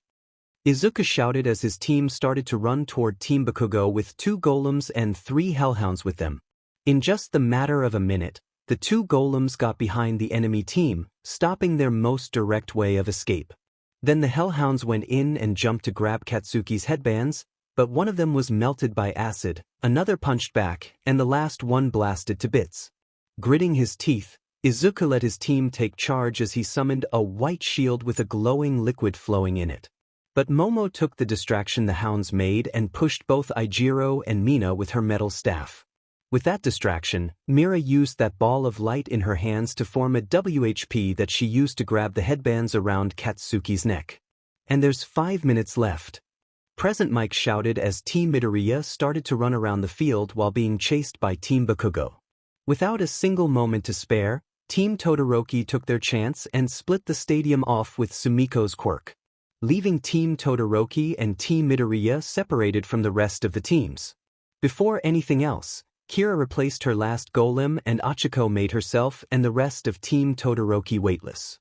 Then the 2 team captains took a moment to stare down each other with their original headbands, but Izuku had 5 headbands around his neck while Sumiko had 2 other headbands around her neck. I guess this is it, right, Todoroki-san? Izuku asked, a smirk on his face hiding his overexcitement from the thrill of a new battle. It is. But use your full power, she said in return, giving Izuku an ice-cold glare. Sorry, Ice Queen. I'm not willing to die to fill your desires, he said before his hair and eyes flickered different colors.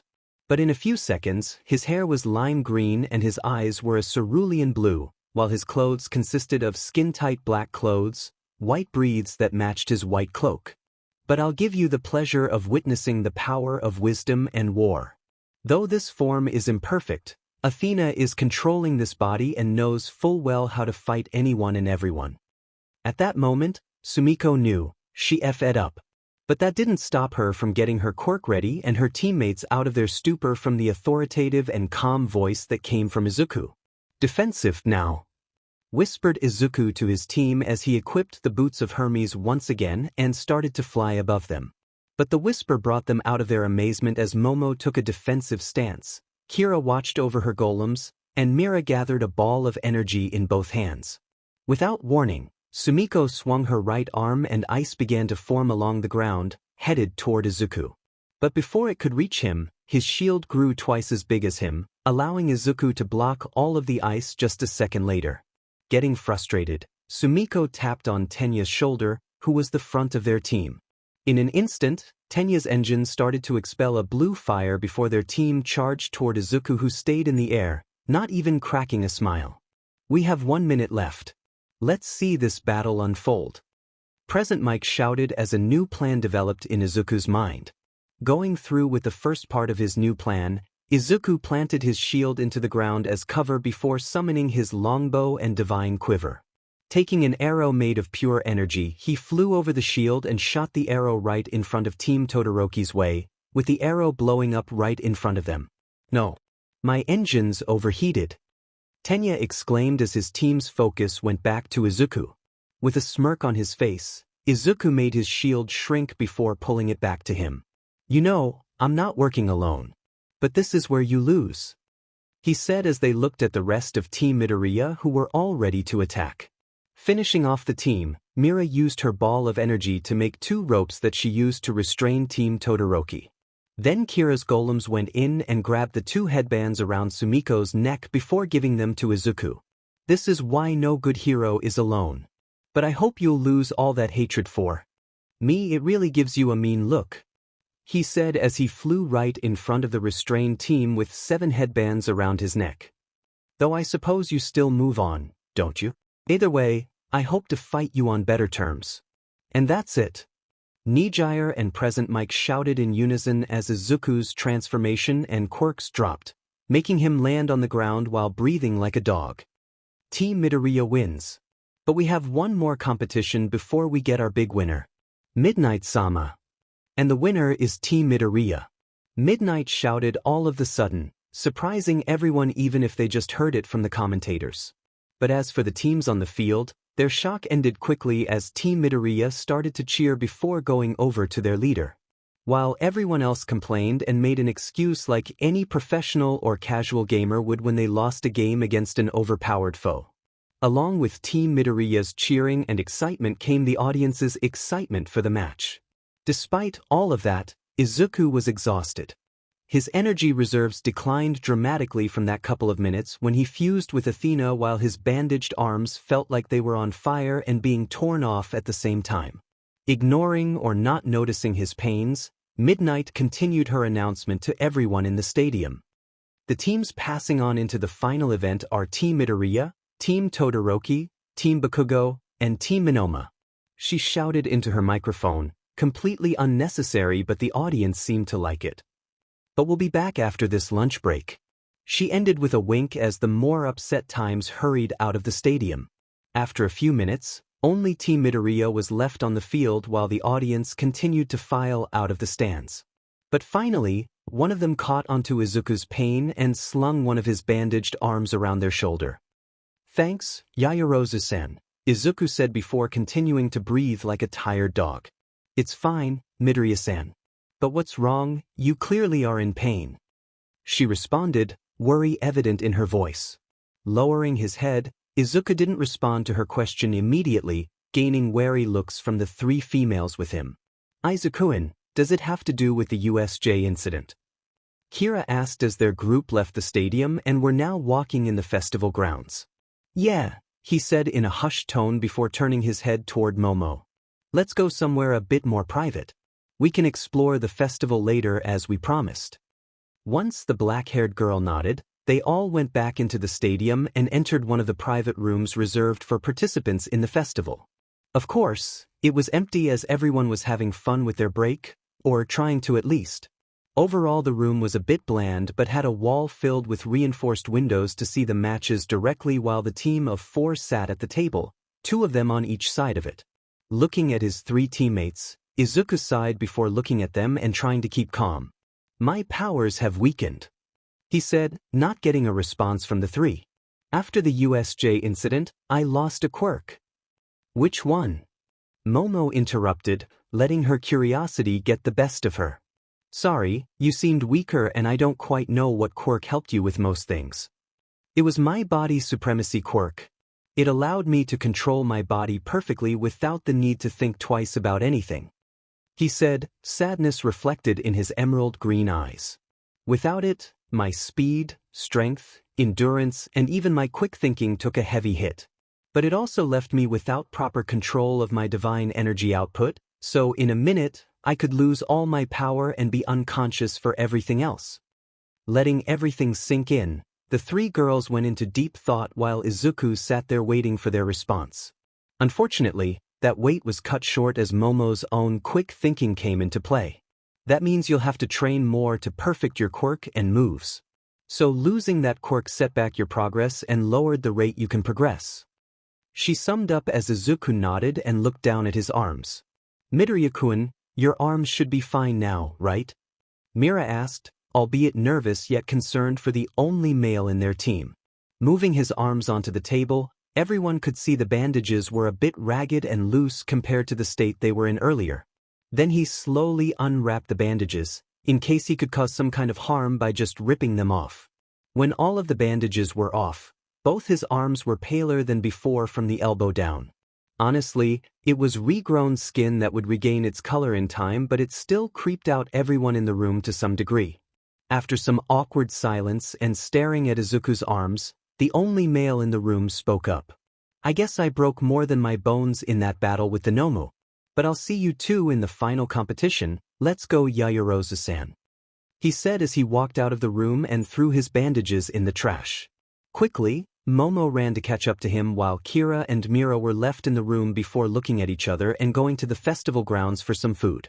And when Momo caught up to Izuku, she walked next to Izuku who got some stares from things other than his previous win.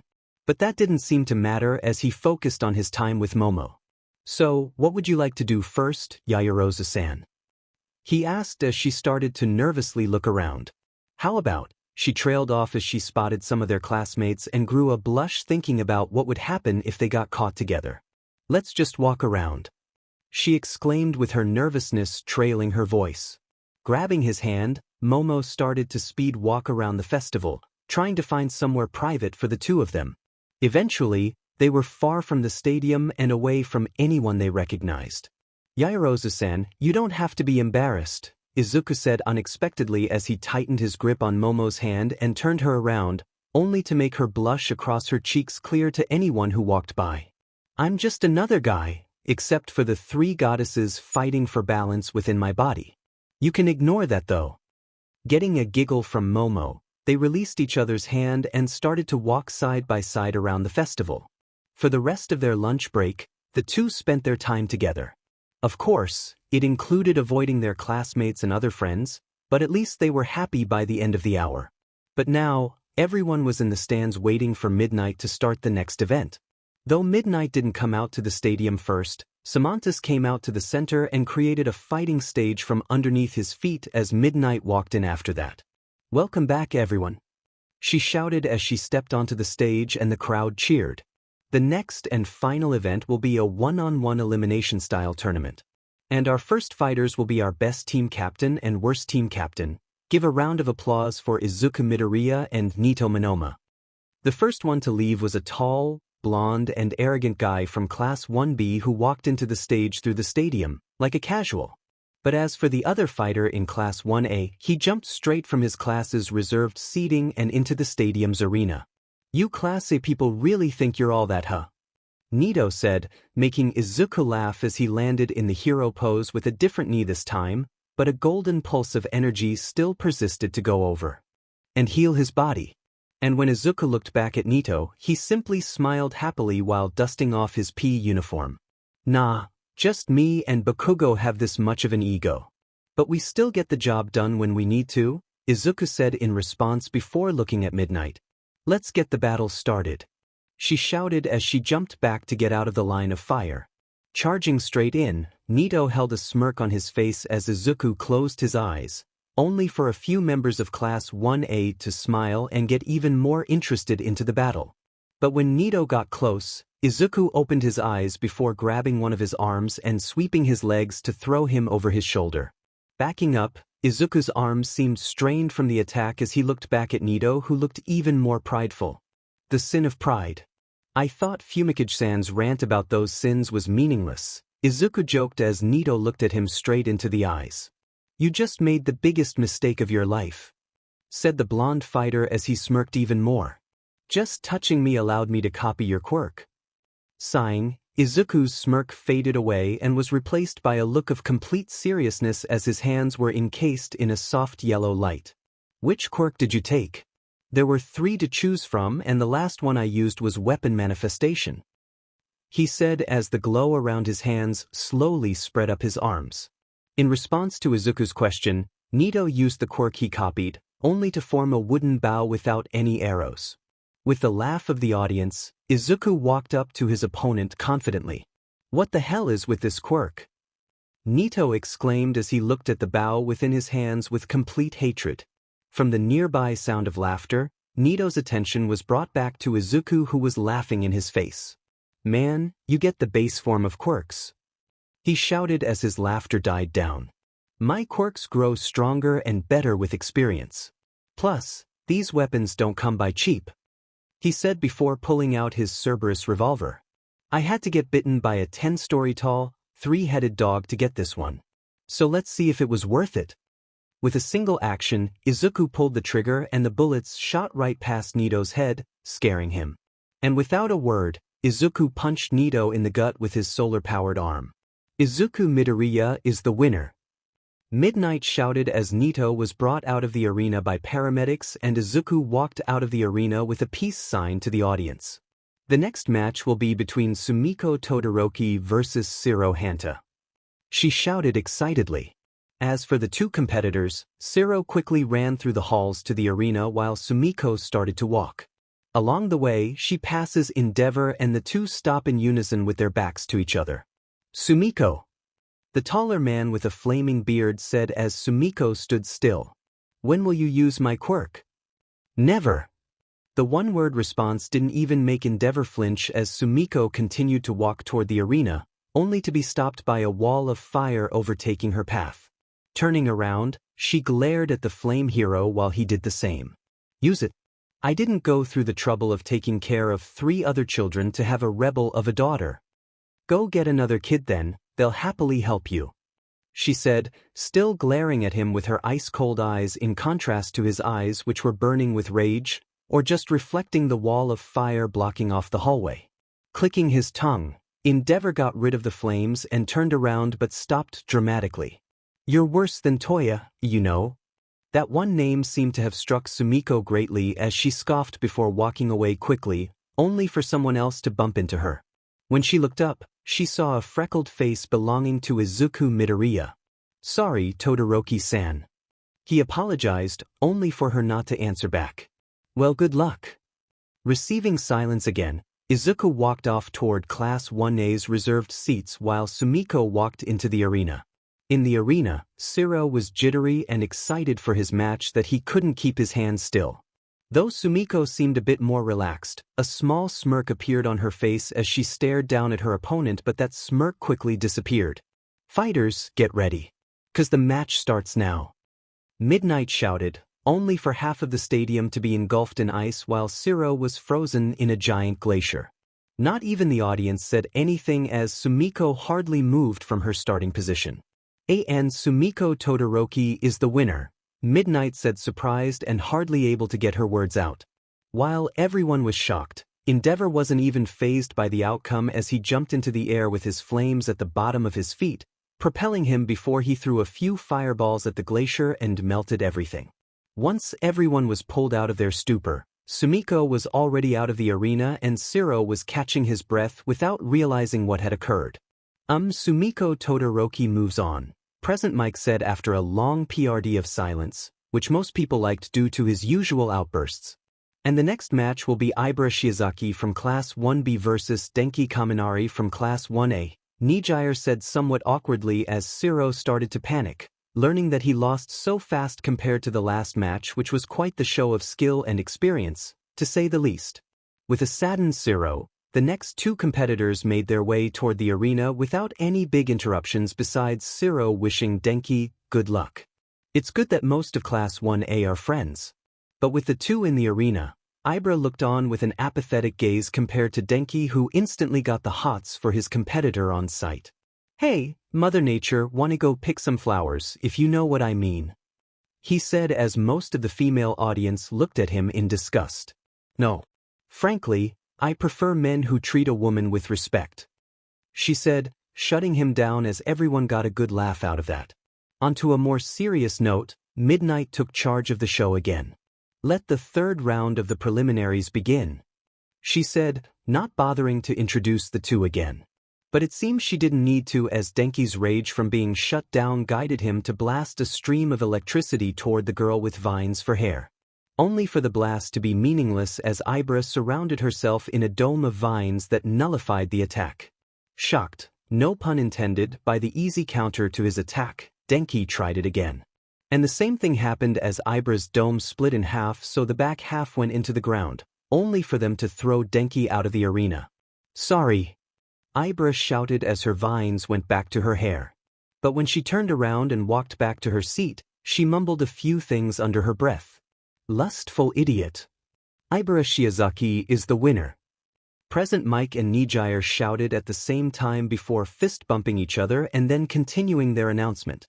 The next match is Tenya Ida versus Kira Musubi. On cue, the two left their seats and ran side by side to the arena before splitting off to go to separate sides. "No hard feelings, right, Ida-san?"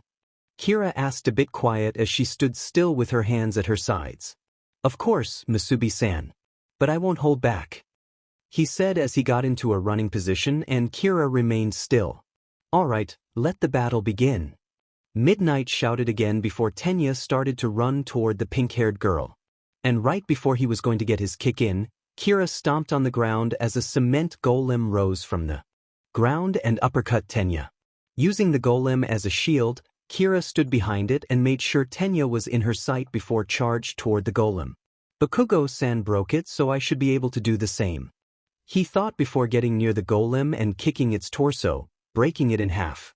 And before he could get to Kira again, a golem grabbed him from behind and chucked him out of the arena. With a surprise victory, Kira Musubi takes the match. Present Mike shouted as the pink-haired girl rushed over to help Tenya, who gladly accepted her help before the two walked out of the arena together and went back to their seats. An impressive use of a quirk.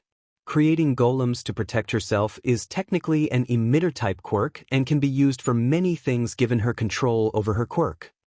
Mumbled 𝐻𝐵𝐻 as a certain protagonist was doing the same, though both didn't know the other was doing it as they were in their own reality. Anyway, the fifth preliminary round will be between Mina Ishido and Yuga Aoyama. Present Mike shouted as the two rushed toward the arena for their fight. And as soon as the match started, Mina ran toward the blonde, perfect boy and shot acid at his belt, making his quirk fire off at the wall before Yuga puked. With a disgusting defeat, Yuga was disqualified for the safety of the contestants. After their match, the next match was between Eijiro Kirishima and Tetsu. Both were completely even and matched each other for every punch, jab, and kick they tried to pull. Eventually, Midnight decided to make them arm wrestle since the battle wasn't going to end anytime soon and Eijiro was the winner of the match of manly endurance. "So, what's happening for the seventh match, Present Mike?" 𝐻𝐵𝐻 asked soon after the sixth match ended.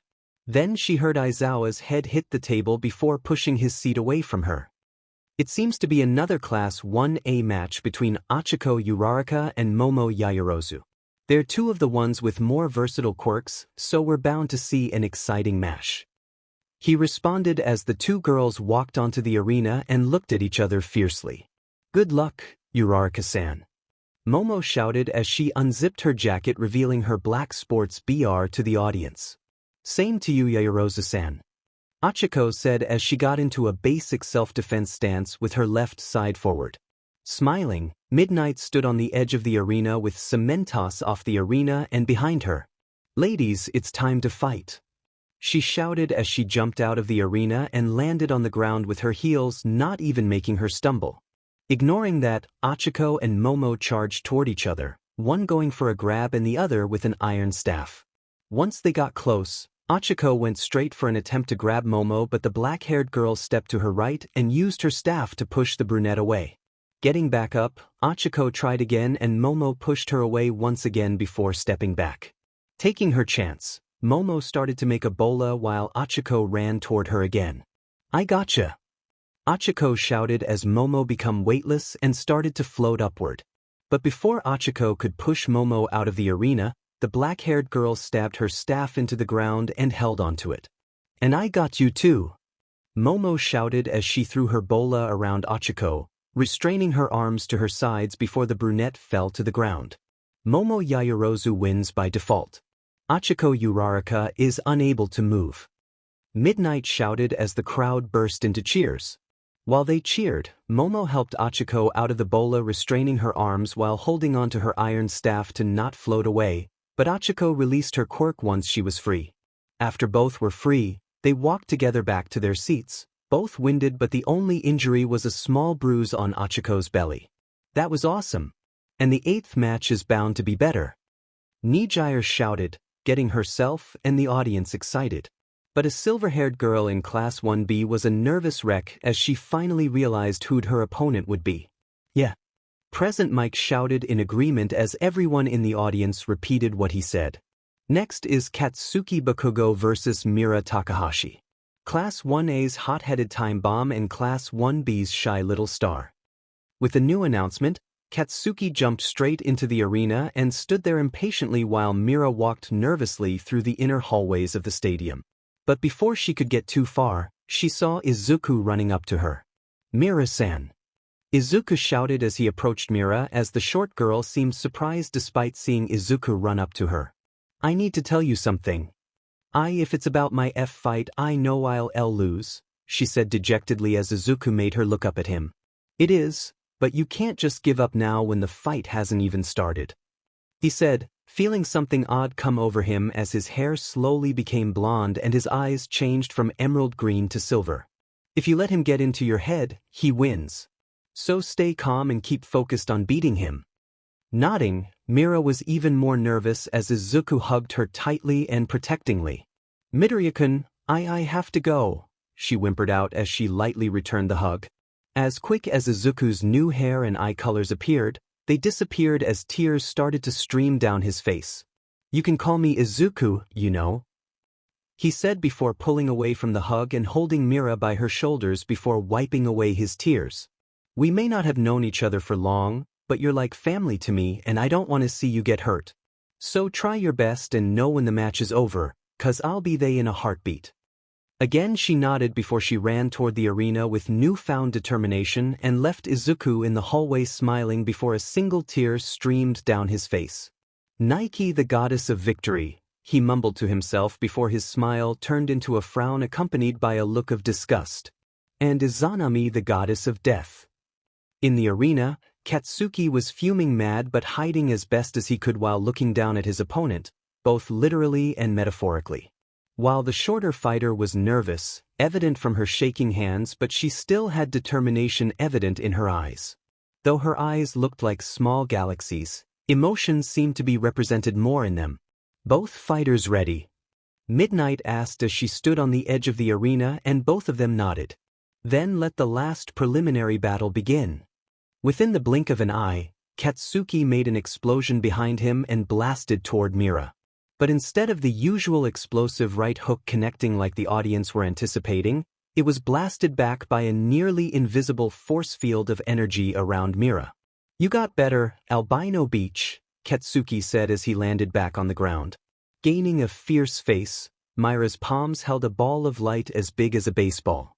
And as fast as she created them, they were blasted and hit Katsuki straight in the face and stomach, only causing him to slouch over and get irritated. "I had some help," she said as another ball formed in her right hand and her left hand created a barrier around her. Going for the same attack, Katsuki blasted himself toward Mira again and tried to break her barrier with an explosion, only for it to get brighter and more visible in front of her. Coming up with a plan, Katsuki used his other hand to blast himself over Mira before he tried to blast her back. But as quick as he went over her, Mira shifted her body and used her right hand to blast Katsuki with another orb of light. This one almost blasted him out of the arena if not for Katsuki blasting himself with explosions once more. "That's pretty good, but I'm finishing this here and now," he said before blasting himself up in the air and starting to spin before creating a twister of smoke and explosions. Angling that twister at Mira, Katsuki started to fly toward her with a twister of force to hurt Mira with. "I give up," Mira shouted as she held up her barrier and wanted to assume a fetal position. "Die," Katsuki shouted, not even hearing her shout. But of course, before the twister could hit her, it all stopped as smoke flew everywhere. Out of that smoke was a floating pair of angelic wings that unfolded to reveal Izuku wearing a golden laurel wreath around his head and a 𝐾𝐮𝐭𝐡𝐨𝐫, or Greek-style tunic that revealed part of his chest. "You're already the victor, Bakugo. Going farther is pointless, otherwise, Nike wouldn't have given you this victory in the first place," he said with Nike's voice overlaying his own voice, only adding to the intimidation factor before the form dispelled and Izuku was left kneeling on the ground breathing for air. As he said, Katsuki Bakugo is the winner and moves on to the quarterfinals. Midnight shouted before the crowd burst into cheers. In the meantime, Katsuki angrily stomped his way to the stands while Mira helped Izuku up before they walked to their respective seats. Let's continue. After a short break from the tournament, it began again with the three commentators, and one of them was finally awake, or at least seemed more awake than before. "Hey Eraser, what's the next match?" Present Mike said as the crowd was shaking in their seats from their pure excitement. "I believe it's Midoriya versus Todoroki first," he replied as the two looked at each other in the stands and walked away, heading in two different directions with the same destination. "It'll be quite the show, they're my best students in terms of potential." "Well, I know who I got my money on," joked Nijire as the two competitors neared the tunnels that lead into the stadium. The two were stopped by Midnight, who held her hand out to motion a stop. With the two slightly visible from each of the tunnels, Midnight held her microphone up as she pointed toward Sumiko. From the right side, we have Sumiko Todoroki, the spine-chilling daughter of Endeavor. Midnight shouted as Sumiko walked toward the arena with a grimace. And on the left side, we have Izuku Midoriya, the insane powerhouse with voices in his head. This time, it was Izuku's turn to walk to the arena, this time with a playful smile from the insult of a title. Once both fighters were in the arena, they glared at each other dramatically before getting into a fighting stance of their own. "Both fighters ready?" Midnight asked as the two continued to glare at each other. "Fine, ignore me then. It's time to fight." As soon as the match started, Sumiko shot a trail of ice toward Izuku, who glimpsed at the attack before his fists were encased in a soft yellow glow. Without giving Sumiko a chance to change her attack, Izuku punched the ground as the energy around his right fist dispersed and shattered the ice in the process. Grinning like a madman, Izuku started to run toward Sumiko with his right hand regaining the soft yellow glow right before Sumiko shot another trail of ice. Though this trail of ice didn't just freeze Izuku in a giant glacier, it shot past Izuku and created a wall that split the arena in half.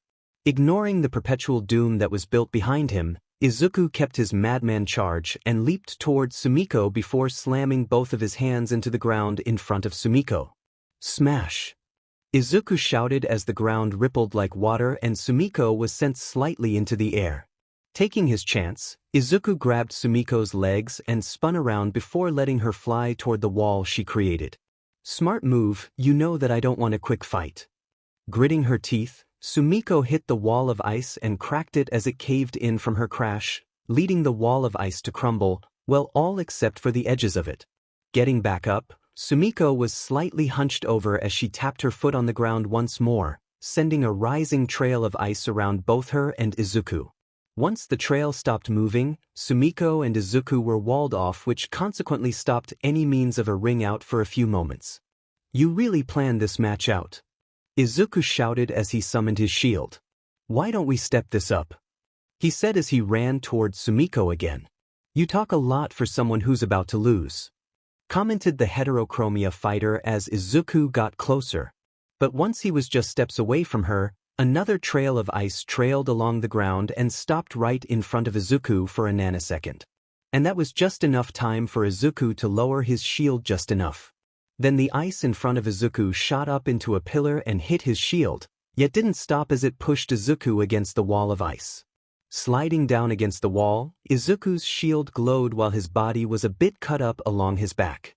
Yet he was smiling while his eyes remained closed. "Let's skip a few steps," he mumbled as he used his shield to help him stand up. "Athena, it's your turn," he said as his hair flashed a lime green and stayed that way. Smashing the pillar of ice that pushed him against the wall, Izuku stood there with his shield arm outstretched in front of him. Dramatically, he opened his eyes for everyone to see aquamarine eyes as his uniform changed into bandage-like clothes that stuck tight onto his body.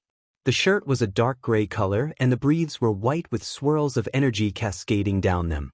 "Finally, I can finally show him that all I need is ice," she mumbled as Izuku walked toward her, expelling an aura of power and authority as he got closer. "Oh, we almost forgot about the other side of your quirk," Izuku said with Athena's own voice overlapping his. "But your ice won't be enough to beat me, so why don't you try that fire out?"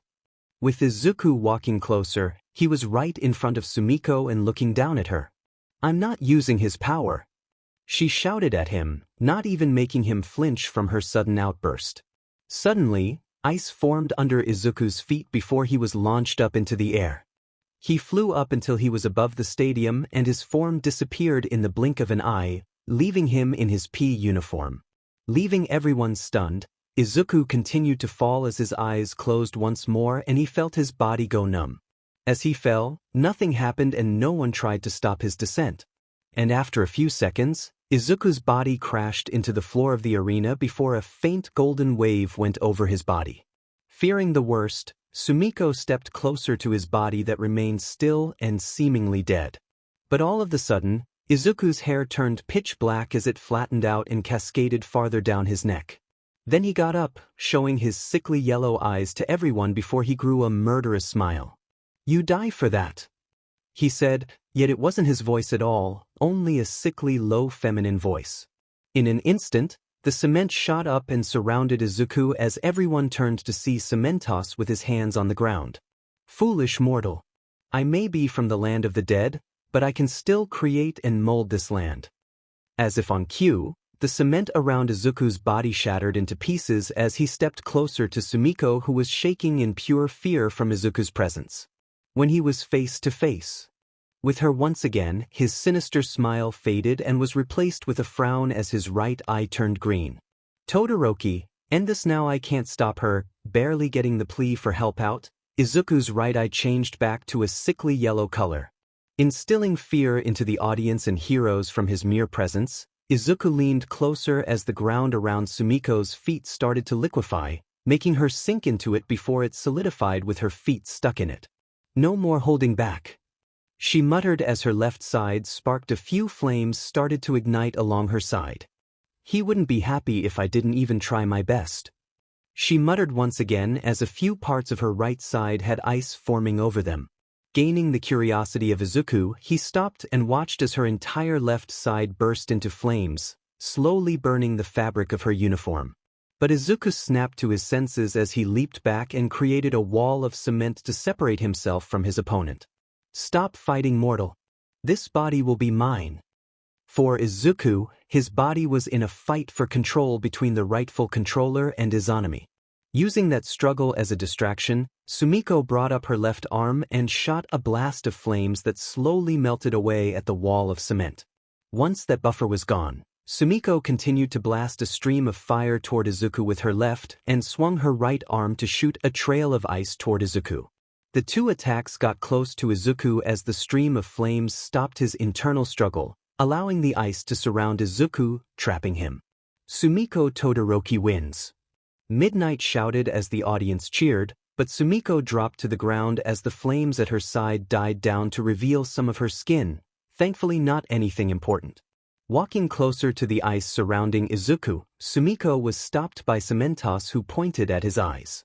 Inside the ice, Izuku's eyes were still the sickly yellow they were before and his hair was still black, albeit regaining that curly nature slowly. "Wait!" he ordered as Sumiko stepped back from the prison of ice that captured Izuku. "Once his eyes and hair return to normal, you can unfreeze him." Nodding, Sumiko looked up at the crowd before her eyes landed at a smirking hero, to which she glared at him. Ignoring him, Sumiko undid the ponytail that she put her hair into, letting her two-toned hair cascade down her back, just below her shoulders. A little while later, Izuku's eyes and hair returned to normal, so Sumiko melted him out, only for him to fall to the ground in exhaustion and oxygen deprivation. Helping him up, the two of them walked back to the stands where the rest of the class were seated. The next quarterfinal match will be between Ibara Shiozaki and Kira Musubi. "Students, get ready," announced Present 𝐒𝐮𝐬𝐴 was more awake than ever, and 𝐒𝐮𝐬𝐴 was furiously tapping on her tablet, taking as many notes as she could. In just a few minutes, the next two students stood on opposite end of the arena that had to be repaired from the previous fight. But anyway, Midnight got rid of her microphone and stood on the edge of the arena, deeming this match safer than the previous one. "Girls, the fight starts now," Midnight shouted as 3 golems erupted from the cement floor and Ibara's hair shot into the ground.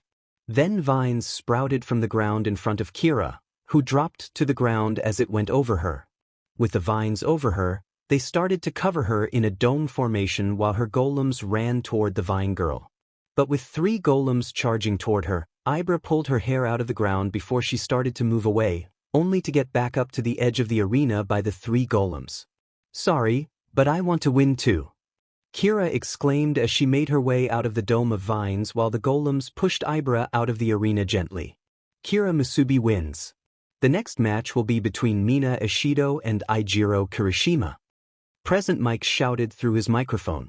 At the same time, the 2 fighters ran toward the arena while Kira helped Ibara up before the 2 left the arena. Once the next 2 fighters were ready, Midnight stepped off the stage, fearful that she might reveal more than she should on public television due to Mina's acids. "Let the match begin."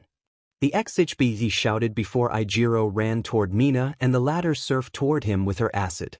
Once the 2 got close, Eijiro hardened his arm and punched Mina in the face, forcing her back as her acid set into the ground, melting the ground slowly.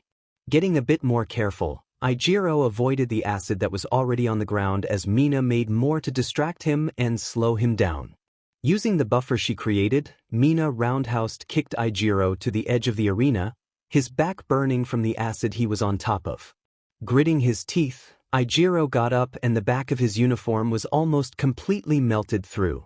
But he ignored that and ran toward Mina, who slid past him using her acid, before using the acid to make him slip, allowing her to push him out of the arena with minor struggling from the red-haired boy. With a slippery finish, Mina Ishido wins.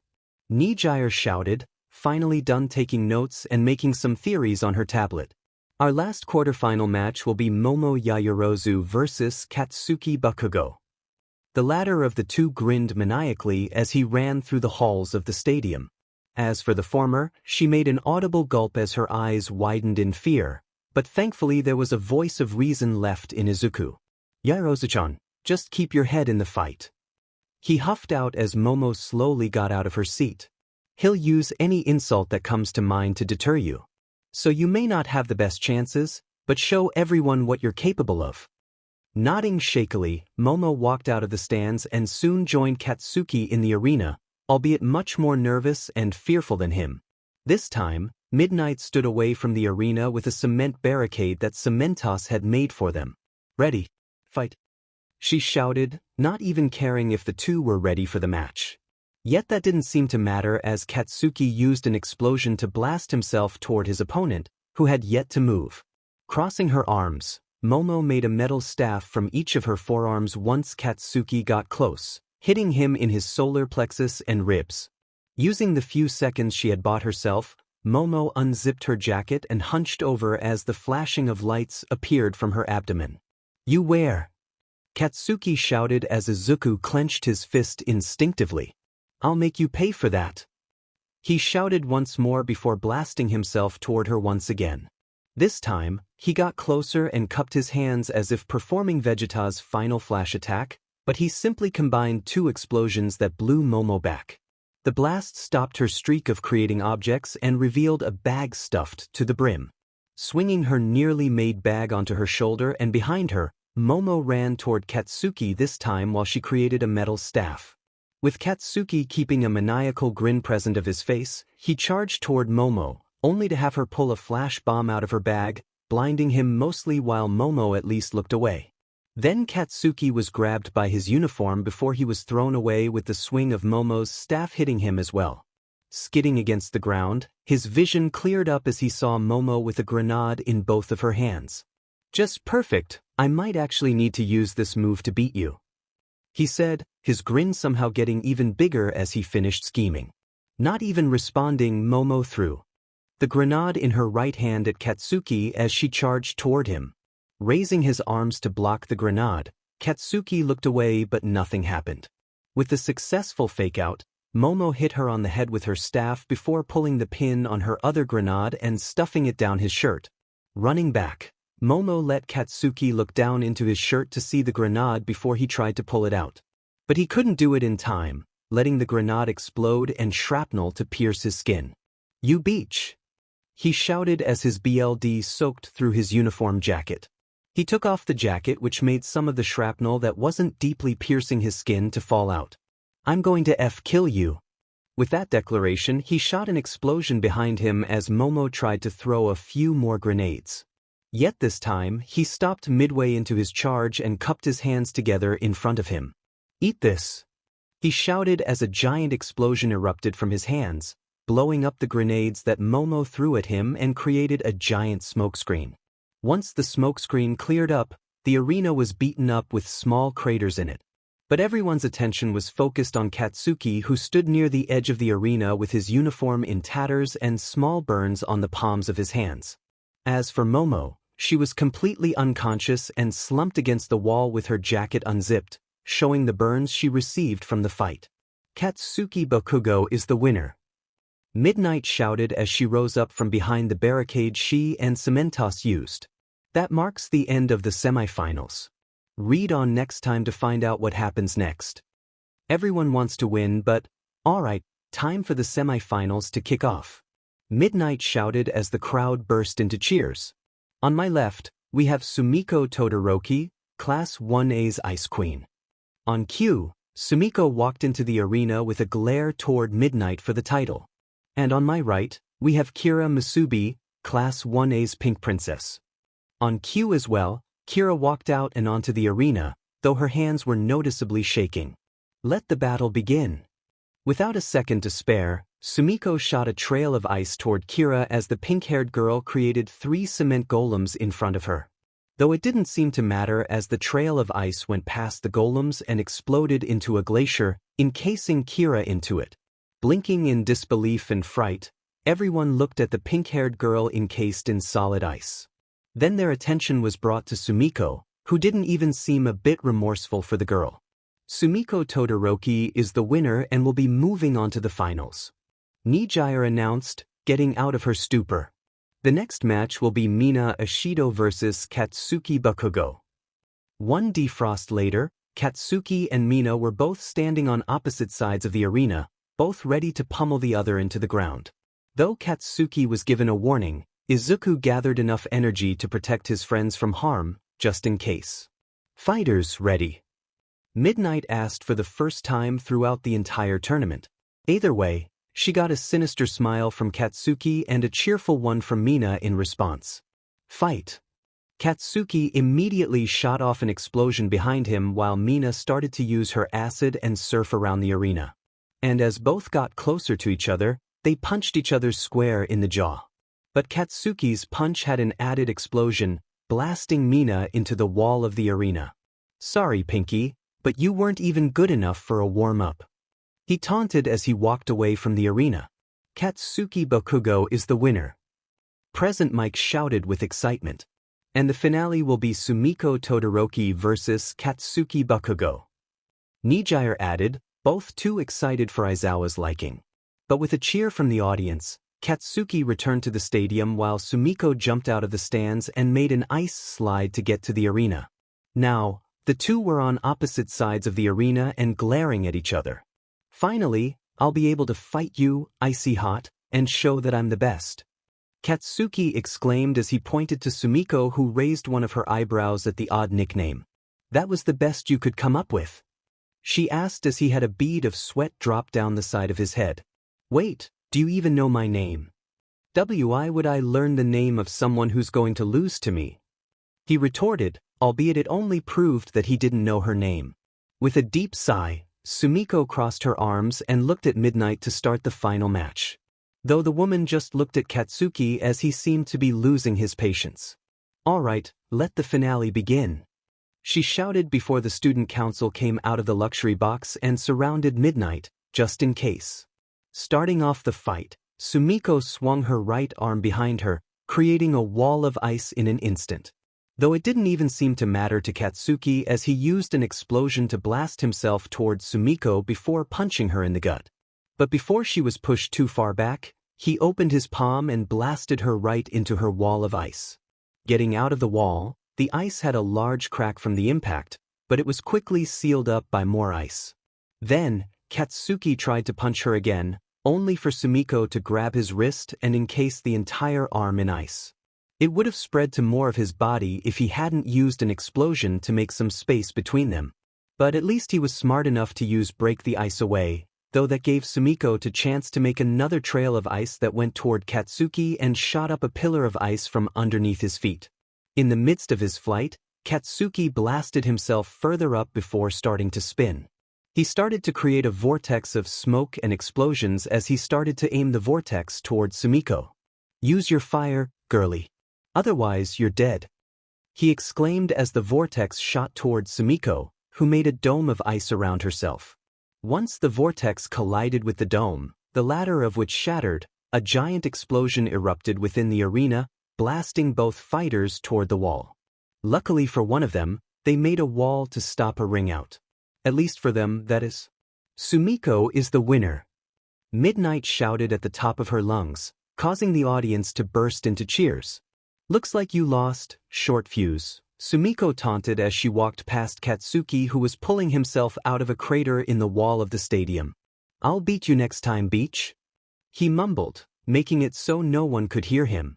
After the arena was gotten rid of and the ice was melted, 𝐶𝐮𝐬𝐿 replaced all of it for small podiums, with the third place spot being bigger than the others since they didn't have time to have another fight. Sorry for the wait, everyone. Midnight shouted as she stood in front of the three podiums with 𝐶𝐮𝐿 seemingly gone.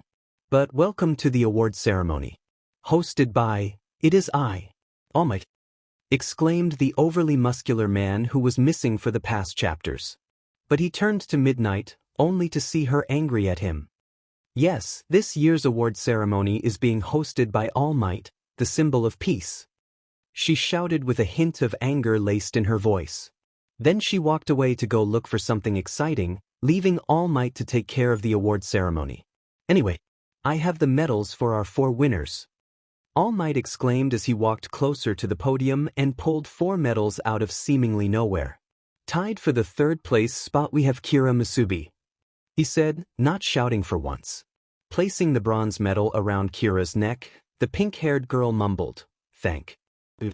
Staying in his kneeling position, 𝐒𝐿 started to whisper to her. You're welcome, but try to hone your own body too. Your golems can only protect you so much after all. Getting a nod from Kira, 𝐒𝐿 stepped back before standing in front of Mina. Mina Ishido, you share the 3rd place spot with 𝐀𝐮𝐭𝐡𝐨𝐫, congratulations, 𝐒𝐿 said, not overbearingly loud but just enough so most of the audience could hear him. Giving Mina a bronze medal, she had one of the most cheerful smiles you'd ever seen. Thanks, sensei, she exclaimed, showing her excitement verbally. Again, 𝐒𝐿 kneeled down to whisper some advice to his student. Try to find some other ways to use your quirk or develop a special technique. Trust me, it'll help. With a nod from Mina, 𝐒𝐿 left his spot in front of the 3rd place podium and stood in front of the 2nd place podium.